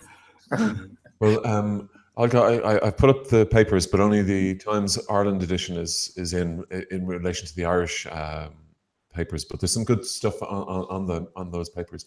Neil, would you be able to share the Irish Times? You sure, John? I'm assuming. Oh no, the Times Thomas Barr is up, is he? Critical, big difference. Critical difference. What? Oh, right. Neil, would you be able to? Yeah. That's right. Thomas Barr, first Irish male sprinter to win a medal. And he's getting free advertising all night here. Thomas Barr? Ryanair. Oh, Ryanair, sorry. Yeah. Ryan, you missed the product placement going on here with Vanessa. Vanessa's getting free flights, not telling anybody. Oh, no way. Yeah, that product placement sitting behind her for, you know. Well done, Vanessa. Unintentionally. Unintentionally, apparently. Europe's favorite airline, Olga. Forgive me, Stephen. There's Lacoste. Can you look at Lacoste? Look. Forgive me, Vanessa. Neil, would you be able to come in on the photograph of the athlete? Yeah, it's going to be pretty blurry, but I'll do my best. And they're asking a question, Olga and Vanessa. Is Ladies' Day sexist? Ladies' Day at the Dublin Horse Show. I don't know. They don't know. It's sexist to just ask the ladies. Yeah. It is sexist. Well, and they collectively said, "I don't know." I must say, it's the definition of sexism, okay? Because the lads aren't competing on for the same competition, okay? So from that point of view, it is sexist. But it's it's a tradition. It's harmless. It's like the Rose of Tralee, you know. If the lads want a Lads' Day, organise it. Get the RDF to organise a Man's Day.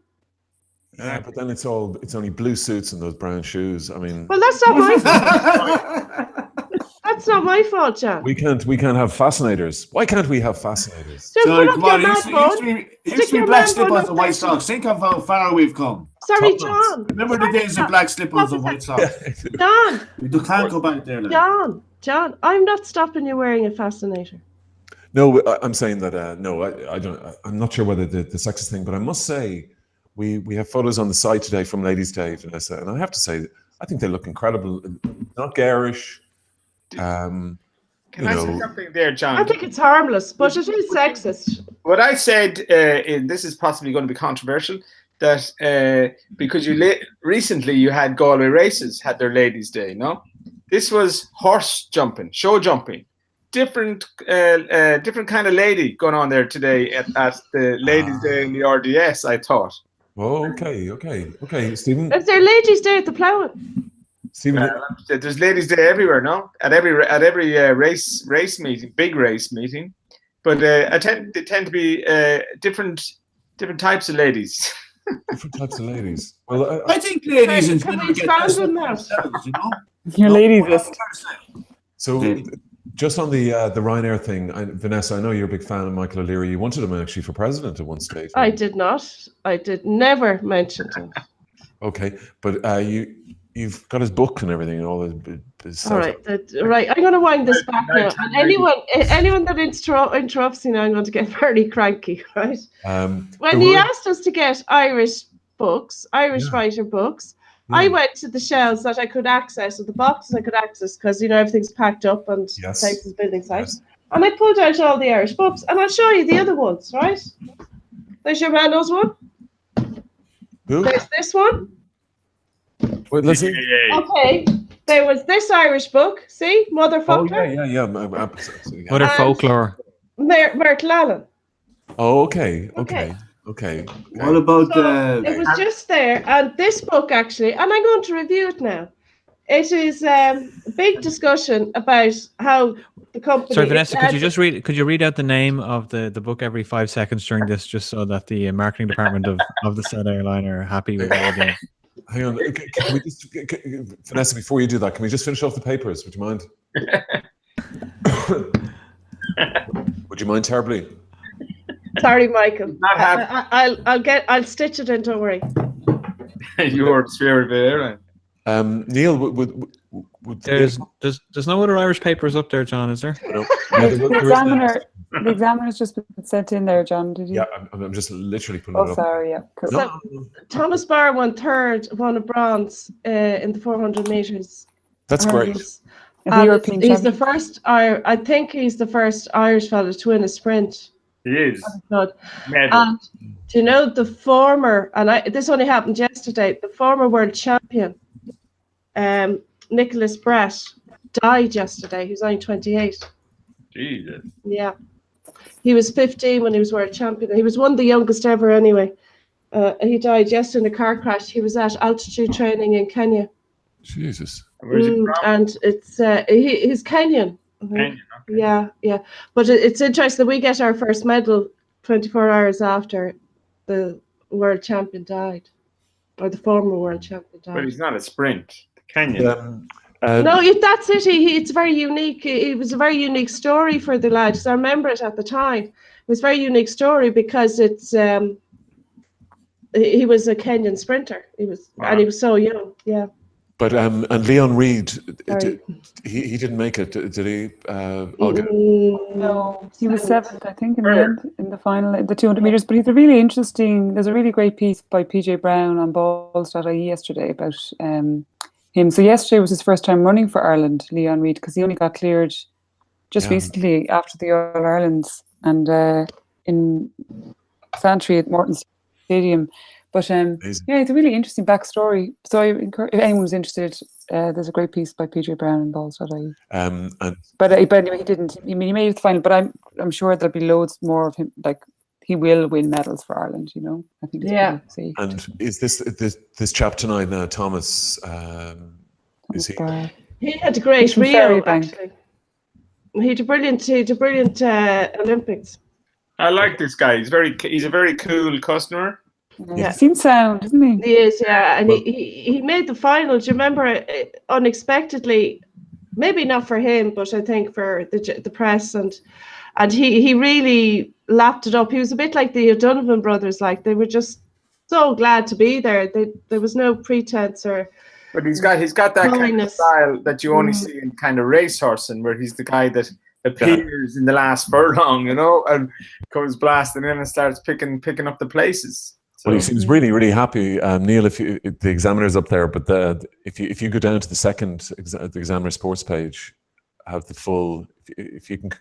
I know he's a cool guy. I like him. He's all confidence and all, Right, can we go down there to the Telegraph?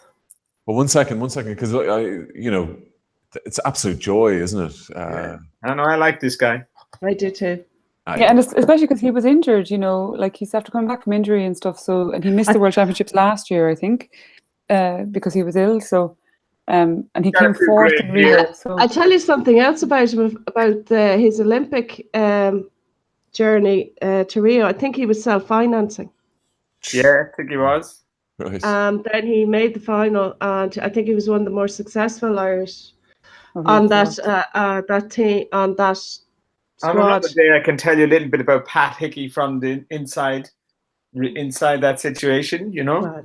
And Hickey, I was involved in setting up Irish House and a bunch of other stuff. That Hickey had no money for anything, and so I have a lot of inside story to that dude. And what's happened? You know, is that million euros just disappeared or whatever? He's not turning up in Brazil. It's over, is it, Pat Hickey? I don't think he'll be appearing in any court. So. Of course he won't. So I mean, how much money did he lose for the likes of Barr and all these? And then you have what do you call him coming out? Ross coming out and giving 1.5 million to out of his own pocket. It sounded like, I didn't know he had that much money, but it seriously sounded like I'm going to give this 1.5. You know, so I mean, where does Hickey have no accountability in ditching so much money? Because it's control. It's the Irish Olympic. You know, there's no accountability of anything like that. Because I know they have the inside of that, and Hickey was so corrupt. And hang on, yeah. I might just be careful here, but the Irish Olympic Council have the license from the Olympic Council to be the Irish operation. Like it's like a franchise, I'm sure. You know, so like that was his power. Well, the ticket thing, and I saw actually somebody sent in a photo of Pat Hickey. Didn't they all go? He was having dinner at a restaurant outside. We didn't post it because it was like, you know, let the man eat his lunch. I don't think he'd be having kebabs down on Bagot Street. It wasn't Ismail. Oh. I can tell you that for. I don't want to breach any sources, but it wasn't Ismail's. Well, you know, Ismail's has a certain kind of cultural kind of clientele there, John, has to be said. But no outdoor seating, sadly. Can I make a suggestion for a new feature for the show? As soon as we've allowed book reviewing, can we start kebab review or kebab club where every week Johnny and lads. He's a chip advisor, so he can venture into the kebab side of it as well, you know? He's doing really good with the chips. Can I just tell you something about the chips, lads? Sorry, Vanessa. There's going to be no spuds in the country, lads, this winter. So just to let you know. You know what? That wouldn't do me any harm, let me tell you. No, but it's a serious situation. That's what I'm saying. In relation to the weather that happened in winter and the quick summer, there literally is no potatoes, and we're expecting our nearest and dearest to get our potatoes in. And they don't have much to look after themselves. So, lads, that is my situation. Problems? Remember the last time we didn't have spuds? To the coffin chips again. Just when I started becoming vegetarian, you know? Chips was my daily staple. Can I just say at this point that Joe's Chipper in Irish Town probably has the best chips. We're looking for national sponsorship. Can I make a suggestion for a slide? If we're going to review, so what about reviewing? What about reviewing? I had to show half the movie. Johnny, please, let Vanessa. Come on. Can we do spa hotels? Bog hotels. Spa hotel. Oh, spa hotels. No. There's a bog hotel. Why not? If anyone wants us to go down and review myself and the problem is we don't even have Ismail. We don't even have sponsorship really. He was. It was late. He sort of went, well, I'll think about it. So I don't. There's no commitment to that contract. We don't even have the kebab place. Spelled kebab. Actually. Anyway, you're best. Neil, just on the Examiner, on the front page, the queen of the show. Minister wants more Gardaí on the beat. BFM. Keane urges old sports fans to back Miller tribute. Is there some dispute over the fact that will people boycott it, or Vanessa? What's going on with that? I was just worried that they won't fill it. They won't fill it. Did you see the lineups? The lineup's unbelievable. Yeah, incredible. The lineup. Salah's is playing. What's the footballers? Who's Damien Duff, Robbie Keane are playing for Celtic. Keane, Bush, Scholes. Competitive nonsense game. I wouldn't go to it. Would you go to it? No, but there's also a curtain raiser. There's a GA curtain raiser of. Now I'd go to it. Now you're talking. Puck fodder or something. Is Robbie Williams playing? I mean, is it one of these kind of nonsense? Bruce Shields is going to be doing the sing song from the middle of the pitch. Some bloke from Blue. Yeah, grassroots man. And Shield's still going, man. Is he? So Johnny's probably booking him. I did book him. I was asking him when he was with Skid Row, what was it like in Whiskey A Go Go? What was Jim Morrison like? Oh, he was a prick. And then I'm going, well, you were probably got a bad night, but he didn't like Jim Morrison. And you know Phil Lynott. Nico said, yeah, brush the Johnny. he probably One of thought the best he was gigs Van he did. Morrison. Yeah, but you know, Nico said the same about Jim Morrison. Well, Jim Yeah, was overrated, I thought, a little bit. Now, to be He fair, looked good in leathers. Well, whoever controls the media controls the mind. He didn't have to do anything like afterwards. he didn't. Anyway. Neil, sorry, you've been very quiet. Can we go back to singing ABBA songs? Oh No, we can't. Neil, if you can you go Can we down, hear all good news? Quick, Neil. 1 second? Can you go down to the Telegraph, Neil? Would that be possible? Yeah, sure. Because Vanessa suggested it. It was the Telegraph, Vanessa, was it? Yeah. That you said? You've gone past it. You've gone back up. past it. He's doing that. He's go back down. Where is it? There, go to the Guardian. Below the. No, you were. Where the hell is the paper? Below the Examiner and the. No patient. There. Yeah. Stop. There it is. It's in Sorry. again now. Yeah. You're dying to get back up to Paddy Jackson. Look. All right. You see that? The Noel got very. That Billy Caldwell, the cannabis oil boy. No, oh no, with his mum. No. Okay, sorry. Just the Bake Off is back, and It's Bake Off. Jesus. so Neil, I'd be expecting a review every week now. Oh my God! I don't have a TV. Neil. A review of the Bake Off. Yeah. The Great British Bake Off is back. The celebrity. And I'm just thinking, Noel, I think put on a few pounds there. He did. No, that's what I was saying. He looks different. Yeah. I thought he was. Well, I had a celebrity spot. I was in Tesco's in Wicklow Town on Sunday, and I was looking for a tricolour, you know, in the stationery section, as you do. Well, there was a bit of a story behind all that. But who walked into Tesco's behind me? Russell Brand. All right. Biggledy. You couldn't mistake him. Russell Brand, yeah, he did. And I was tempted to ask him for a selfie for us. And then I thought, no, because I don't like it when people come up to me in Tesco's and say, are you the celebrity accountant? Yeah.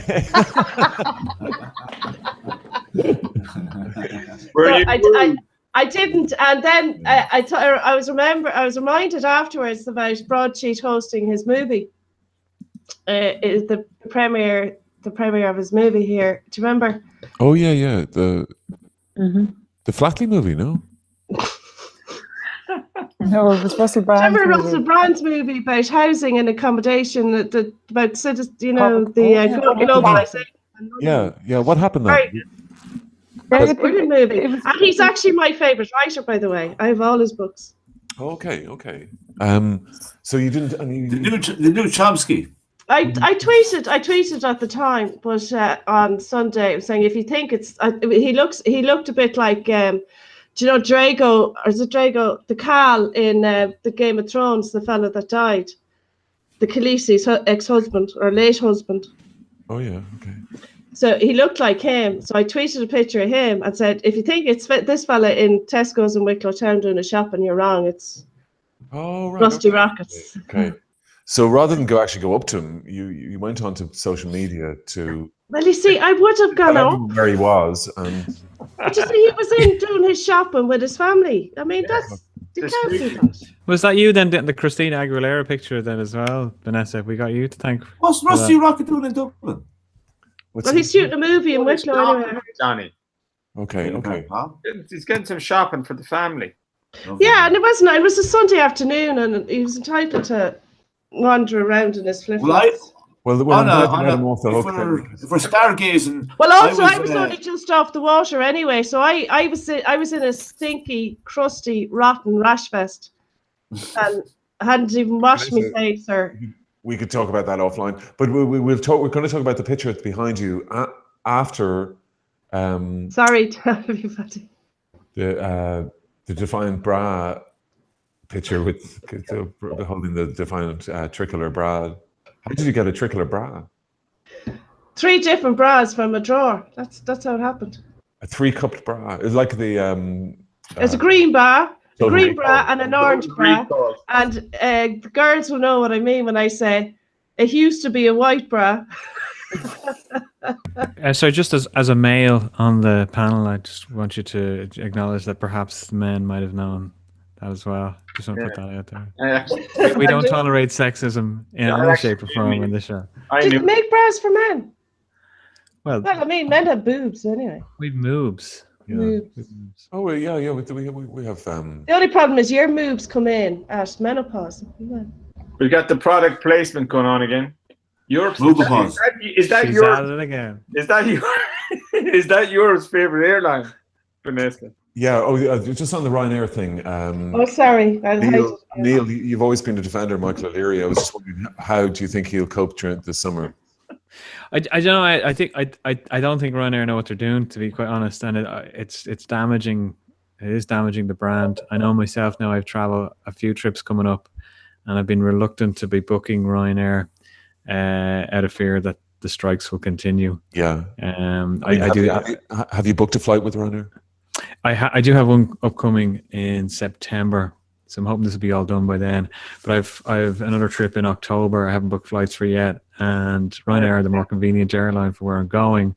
But I'm looking at alternatives. Okay. I have 6 coming up, and I'm kind of crossing fingers. Oh, you've 6 Ryanair ones, haven't you? Oh, Jesus, yeah. I'm confident that Neil will, get in there and sort this out. Do you think? I personally don't think it can be sorted out with Michael O'Leary at the helm of the airline. Perhaps not. Would you agree? Would you agree, Vanessa? I think it's probably time for him to move on anyway. He's been there a long time. He's probably should go for new opportunities and new adventures. And president. No. Oh God, no. Don't think that's going to fly anymore. Vanessa. Take over the Dublin Regional Home Executive. Fucking sort them out. I mean, there's loads of things he can do. All right. I don't think he'd look at. I think that's a good idea. No. But I just think look at. I don't think he can grow the airline anymore. So maybe there is time to destroy it. Do you know what I do? Jan, stop putting words in my mouth, right? No. It probably is time for a new leader at the top. He's a figurehead. There's loads of managers and senior execs that run their departments in Ryanair anyway. Yeah, so it probably needs a new figurehead. It probably needs a new. Maybe it needs a woman. I'm available, everybody. Oh, he's a massive figurehead. Do you think? Do you think he'll bring the airline down with him, though? Not at all. Well, so why? It's Ryanair. He'll be gone 6 months to a year, and people won't remember him as Ryanair. No. Yeah, he was like a wartime general, and it's a different. It's like O'Reilly and Hines. I think his job is done. He's built an airline. It's there. He made an awful lot of people very, very rich. Yeah. Yeah. It's not so much opening up Europe and us getting flights for a tenner. No. He's made the people that ultimately influence decisions in this country and in Europe. Tony Ryan, very, very rich. Versailles and Tipperary. I mean, I know. Jesus, why would you? I mean, thank God for Michael O'Leary. We have. You know what? Michael O'Leary pays his taxes here. There's plenty of other fellas out there that don't. Well, there's that blame culture we have in Ireland. Blame in the room. I think are we suggesting that other airlines' bosses aren't paying their taxes? Or are we just generalizing here? We're generalizing. Or is it because male figureheads? Because female figureheads do pay their taxes. Well, Jesus, point one out to me. Vanessa, hang on 1 second. Olga. I'm only joking. I know. Olga, we were going to discuss INM and also the Irish Times as well, but just on the INM thing, international independent news and media. Mark Thigh reported in the Sunday Times. He had a look at the affidavit from Robert Pitt, who was the chief. He was a former chief executive of INM. Yeah, incredible work by Mark Thigh, I think, and if anyone hasn't read it, they should. It's astonishing that on Marion on Sunday, Brendan O'Connor, who was hosting the show, didn't discuss it. And obviously Brendan O'Connor is from the Sunday Independent, and there was Kevin Doyle was on the panel, and they never discussed. Well, he read all the other front page headlines, and this is the front page of the Sunday Times, and it had Ray quote. Stephen Ray. This is the claim that. Sorry. Yeah, that he was asked to change stories by Leslie Buckley, who is Dennis O'Brien's representative on Earth, and that there was, and also I suppose because it was on Marion, there was also an allegation on the front page that there had been a meeting there had been a meeting with Dee Forbes, the Director General of RTE, about getting him a job. By getting Stephen a job, yeah. Like Stephen Ray a job, because basically it would seem from the affidavit, according to the affidavit, that there was some attempt or some talks to get rid of Stephen Ray or to make him redundant as a means to cut costs. And Pitt was in favour of this, but Leslie Buckley, this is according to Pitt, and this is denied by Buckley, strenuously denied apparently, but that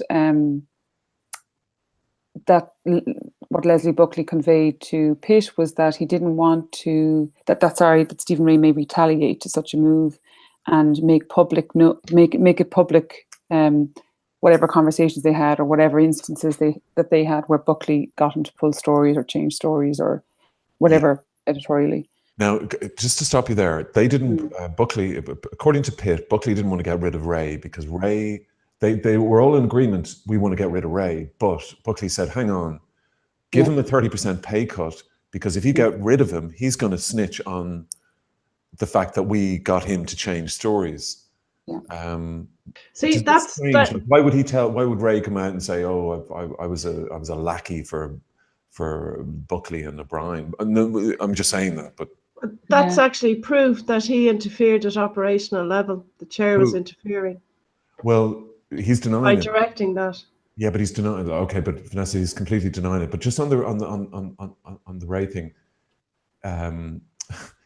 But also, as well as that, John, there was. Sorry, do you mind if I just say so? There was also a claim that that just in May gone by, I think it was a day after it had been announced. So Stephen Ray, by the way, is the outgoing group editor of I&M. So he finished up on May 23rd, I think, and then the following day, the ODCE sent an email to I&M because they got a tip off, or they were told, and they never verified it. I think Mark Tighe reported, but they were worried that there were emails being destroyed or deleted between Ray and O'Brien, I believe, and so the ODCE gave them, and this is the day after Ray announced that he was leaving, and so there was an email sent, and there was a deadline for them to come back to the ODC and tell them whether this was the case or not. And then I think something like the ODC was told that that the email had been disbanded and locked away for 1,000 years or something. So just, you know. No, it couldn't be. I mean, it couldn't be wiped for 1,000 years or something.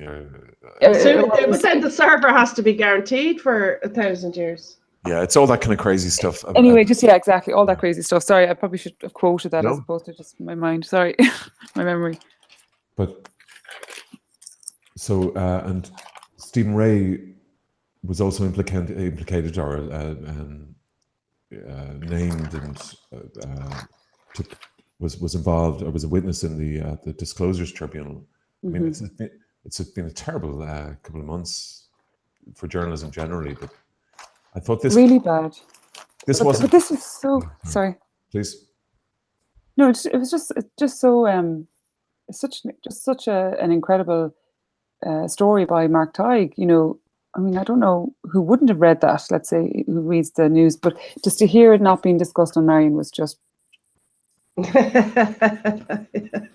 You know, yeah. No, I know. But anyway, sorry, John. I know we're. Do you think? I mean, yeah. But I mean, it's just more of the same. Okay, it's just more of the same, and I can't believe I'm still shocked, and I'm still disappointed. I know. You think, oh right, well that's Marion, but then you think, oh well, Brendan O'Connor, isn't he his own man? Shouldn't he be at this stage his own man? No. And he's also got a new RTE show, so because obviously to talk about that, they'd have to talk about D. Forbes, they'd have to talk about RT. So, you know, I think when Ray and O'Brien effectively got in, and you got D. Forbes, Moya Doherty, who's a friend of Dennis O'Brien's, who sold Today FM to him for 13 million. She made 13 million. You know, a station, a radio license that she got in 1997, sold it a couple of years later to him.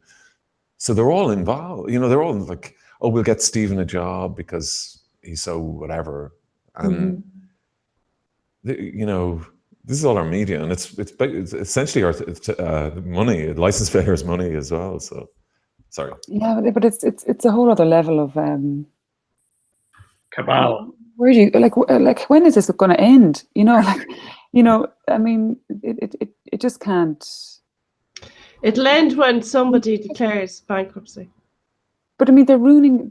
They're giving it like it's almost like it's like that kind of idea that it's theirs to lose. You know, like they are damaging themselves. You know, over and over. I don't. Just doesn't.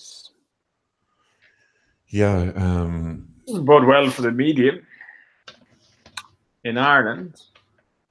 No. Yeah, but you know what? They made that bed. They made that bed themselves. Yeah, this non-aggression pact between the Indo and RT was so evident, wasn't it, over the years? Yeah. Because there was no critical reporting then done by the Indo on RT, and they'd often been very good at that. Yeah.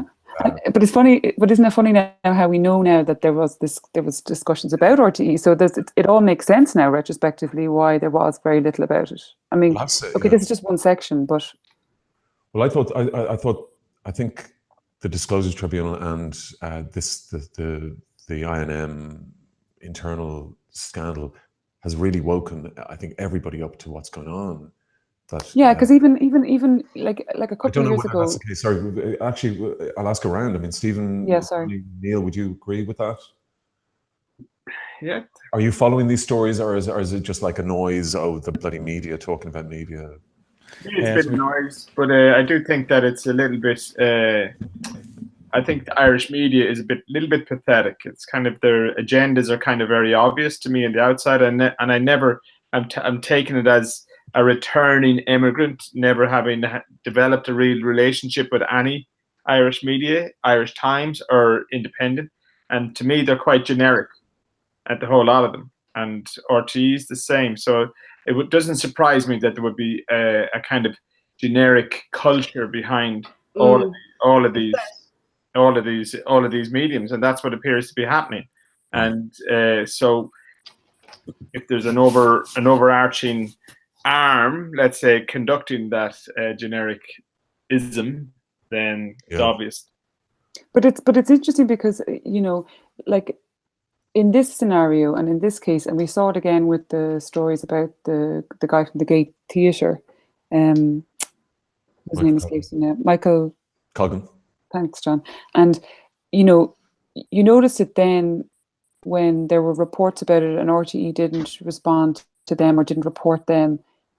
That was the first time I think I remember seeing other journalists calling out other media outlets, because you never really, well, over the last, you might have seen it over the last year, but definitely not before that. At least I don't remember it being so, you know, obvious or public.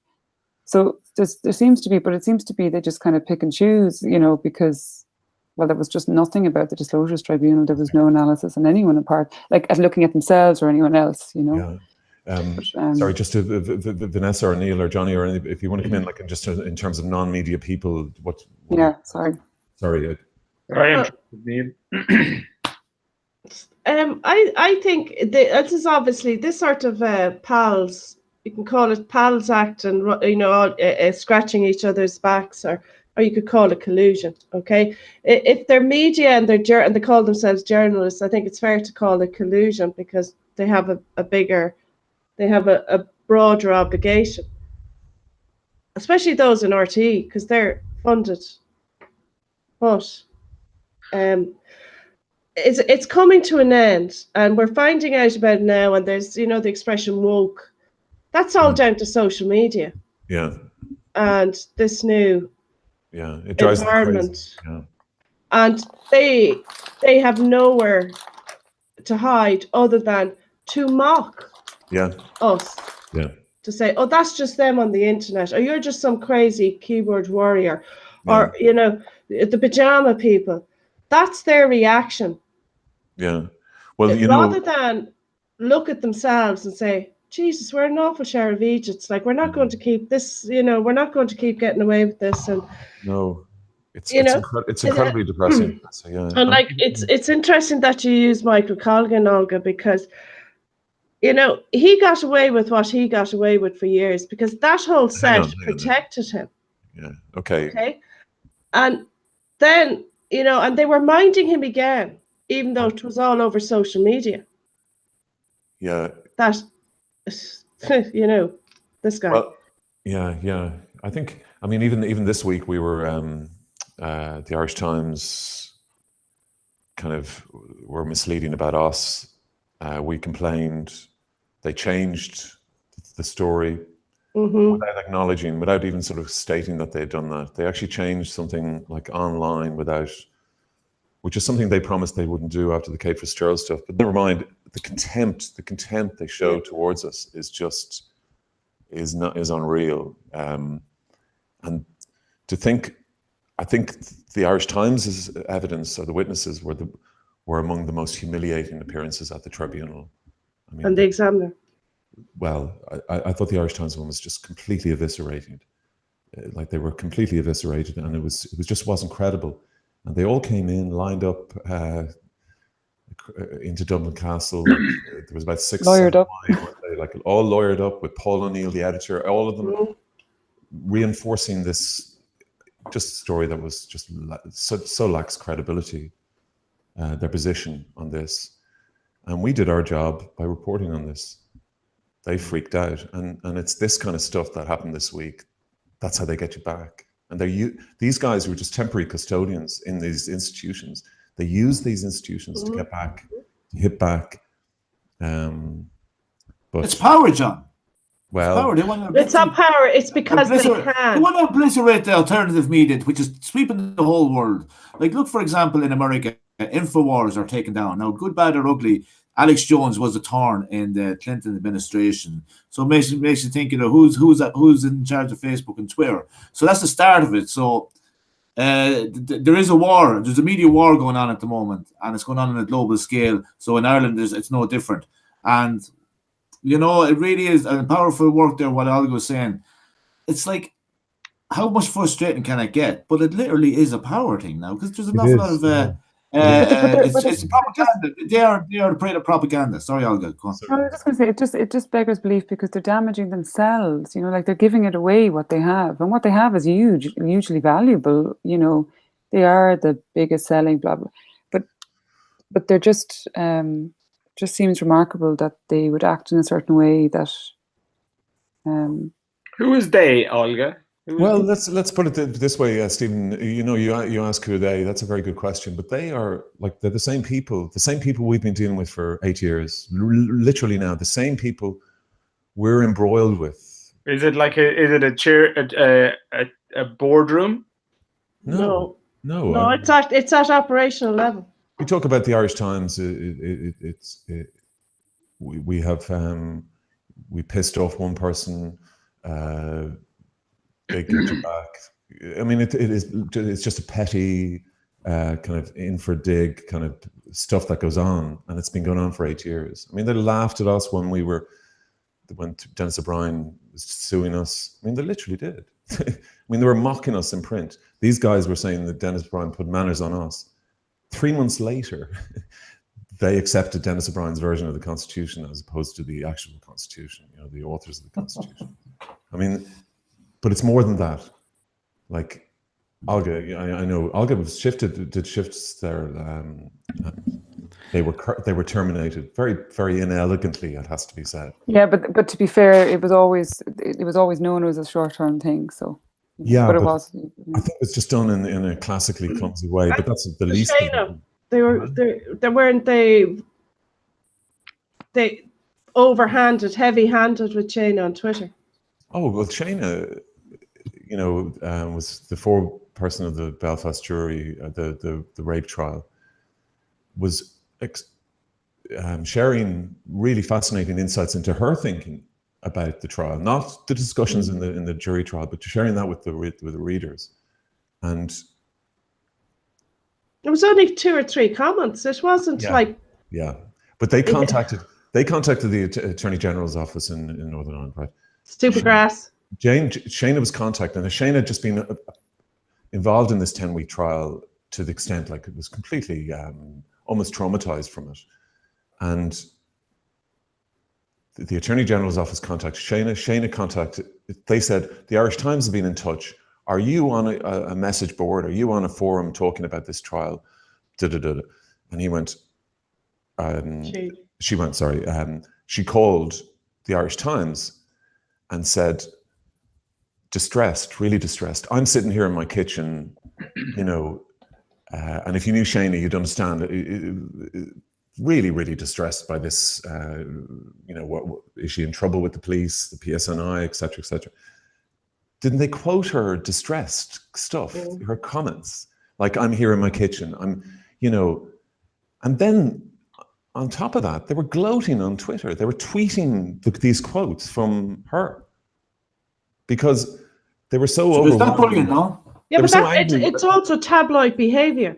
But it's worse than tabloid behaviour. But it didn't, and also, John, it didn't disclose. Olga will tell you during the tribunal, John Kearns, they were the, John Jumbo Kearns is the tabloid guy. They were the honest to goodness blokes. They were telling it how it was. They weren't coming up with some ludicrous to be something they're not. Privilege, you know. Anyway, sorry, I'm ranting. It's a bit of a soap opera. It is a bit of, it's like when the Dennis stuff was going on a while ago, and I think you asked myself and Stephen as well that night. Like, this is media on media. Like, this is, you know, to the regular punters, we're oblivious. I skip these stories because you know, it's not something that tickles my fancy. But there's clearly more to this that we don't. There's the stuff that's not being printed that you know about, that you guys know about, and that's missing for us. Well, not particularly, Neil. Really, I mean. No, it's a new age of media. Like, it's like it really is happening now. It's really interesting. They just don't like it up them. They don't like any kind of criticism. They cannot accept any criticism. Look what they did with Gemma the other week. You know, has anybody done any analysis in the newspapers about Gemma's speech at all, of any kind at all? And it was one of the most shared items on Twitter in Ireland and social media. That for 4 or 5 days. Certainly on our side, we haven't had a bigger complete blackout. And not one analysis, not one comment on the radio. So do we accept we're in this sort of dual world now where? Absolutely. The INM or Irish Independent, Sunday Independent and RT are still the bread and butter for rural Ireland media. Of anyone over the age of 35, they'll get their 6-1, they'll get their 9 o'clock, they'll get their morning Ireland into work. And no, the statistics add up. Why are these papers selling? Why are the numbers are there? Okay, so that's what they do. So in relation to this new alternative media that Broadsheet is a part of, is growing, but not in relation to Broadsheet, but more of an international look at who exactly are running things. And the Irish Independent and the Times and all these people that burst in with their lawyers, they own the media in this country, and they're not given the voice of the people. The voice of people is not getting out there. Johnny, they own the mainstream media, and you were talking about rural Ireland. This is how they get their news. Well, I think that's if they're relying on rural Ireland to be their customers, their readers, their listeners. Lads, you're on a hiding to nothing, because not only last week was it Supermet was telling us the amount of farmers that are on Twitter and WhatsApp. That's how they get their news. That's how they get their updates. They're not tuning in to the wireless anymore to get their weather. Yeah, they're not, but they still are. But it's changing. You're right, it's changing. Well, but they still kind of are. Listen, in 10 years' time, we'll all sit down here now and. I think you'll see a different landscape. We'll be sitting down with an Isma kebab. I just don't think. Jesus, at my age, that is. Anyway, Olga, thank you so much for joining us. No worries. Thanks, Olga. Neil, Karen, thank you so much for joining us. Thanks for the brilliant movie, or the movie recommendations. Not brilliant movies, but brilliant recommendations. I know. No, we'll all watch Jaws again now this weekend. That's it. Go home, watch The Jaws. original. Johnny, good luck on Monday for the Yes, best luck, Johnny. Yeah, thanks, guys. I'll be tweeting. You'll be tweeting, and big hall to fill, 180 seats. You'll do it though, I think. I think so. The interest is really positive, and as I said, it's only an hour down the road. Like Ireland's coming. 79. I'm going to be there. And we're trying to do a bit of promo, but it's very hard, lads. Trying to get a videographer because there literally is no money to be made. We do have a few overheads, and it'd be great to get a videographer. So if there's someone within the Kilkenny area that want to just record the event for a reasonable price, you'll be able to cover your expenses, obviously. But this is not about making money; it's about making a mark. And it's funny that media will be an integral part of this conversation on corruption by change makers, and that's where Jim Doherty is a voice. And once again, I go back to we're living in the time now where people need to get into the communities, and we are the media. Well, Johnny, thanks a lot, and Stephen, thank you so much. Hopefully, we'll see you next week before you go to Edinburgh. Or will you be gone?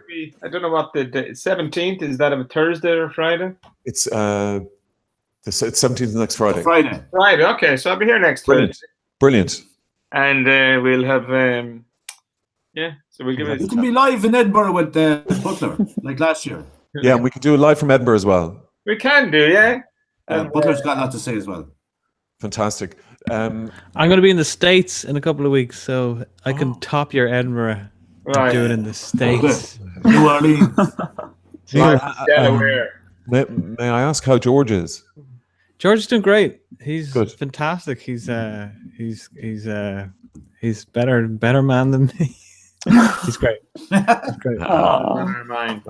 We've got 2 ears anyway. He's only one. That's true. Perhaps we should have a pet special where we get the pets to do the talking, and we go off and get wasted instead. The Leslie Buckley story would probably make a lot more sense to me if we had dogs talking. Yeah. The Irish Times would probably be better. I read the Irish Times. I don't know what you guys are talking but about. We won't mention dog magazines and stuff like that. Oh God, no. Anyway, thank you so much for joining us. Sorry we've gone a bit over time. Thank you to everybody, Stephen, Johnny, Neil, Olga, Vanessa, and we'll hopefully see you on the site tomorrow or here next week. Thanks so much. Guys. Bye now.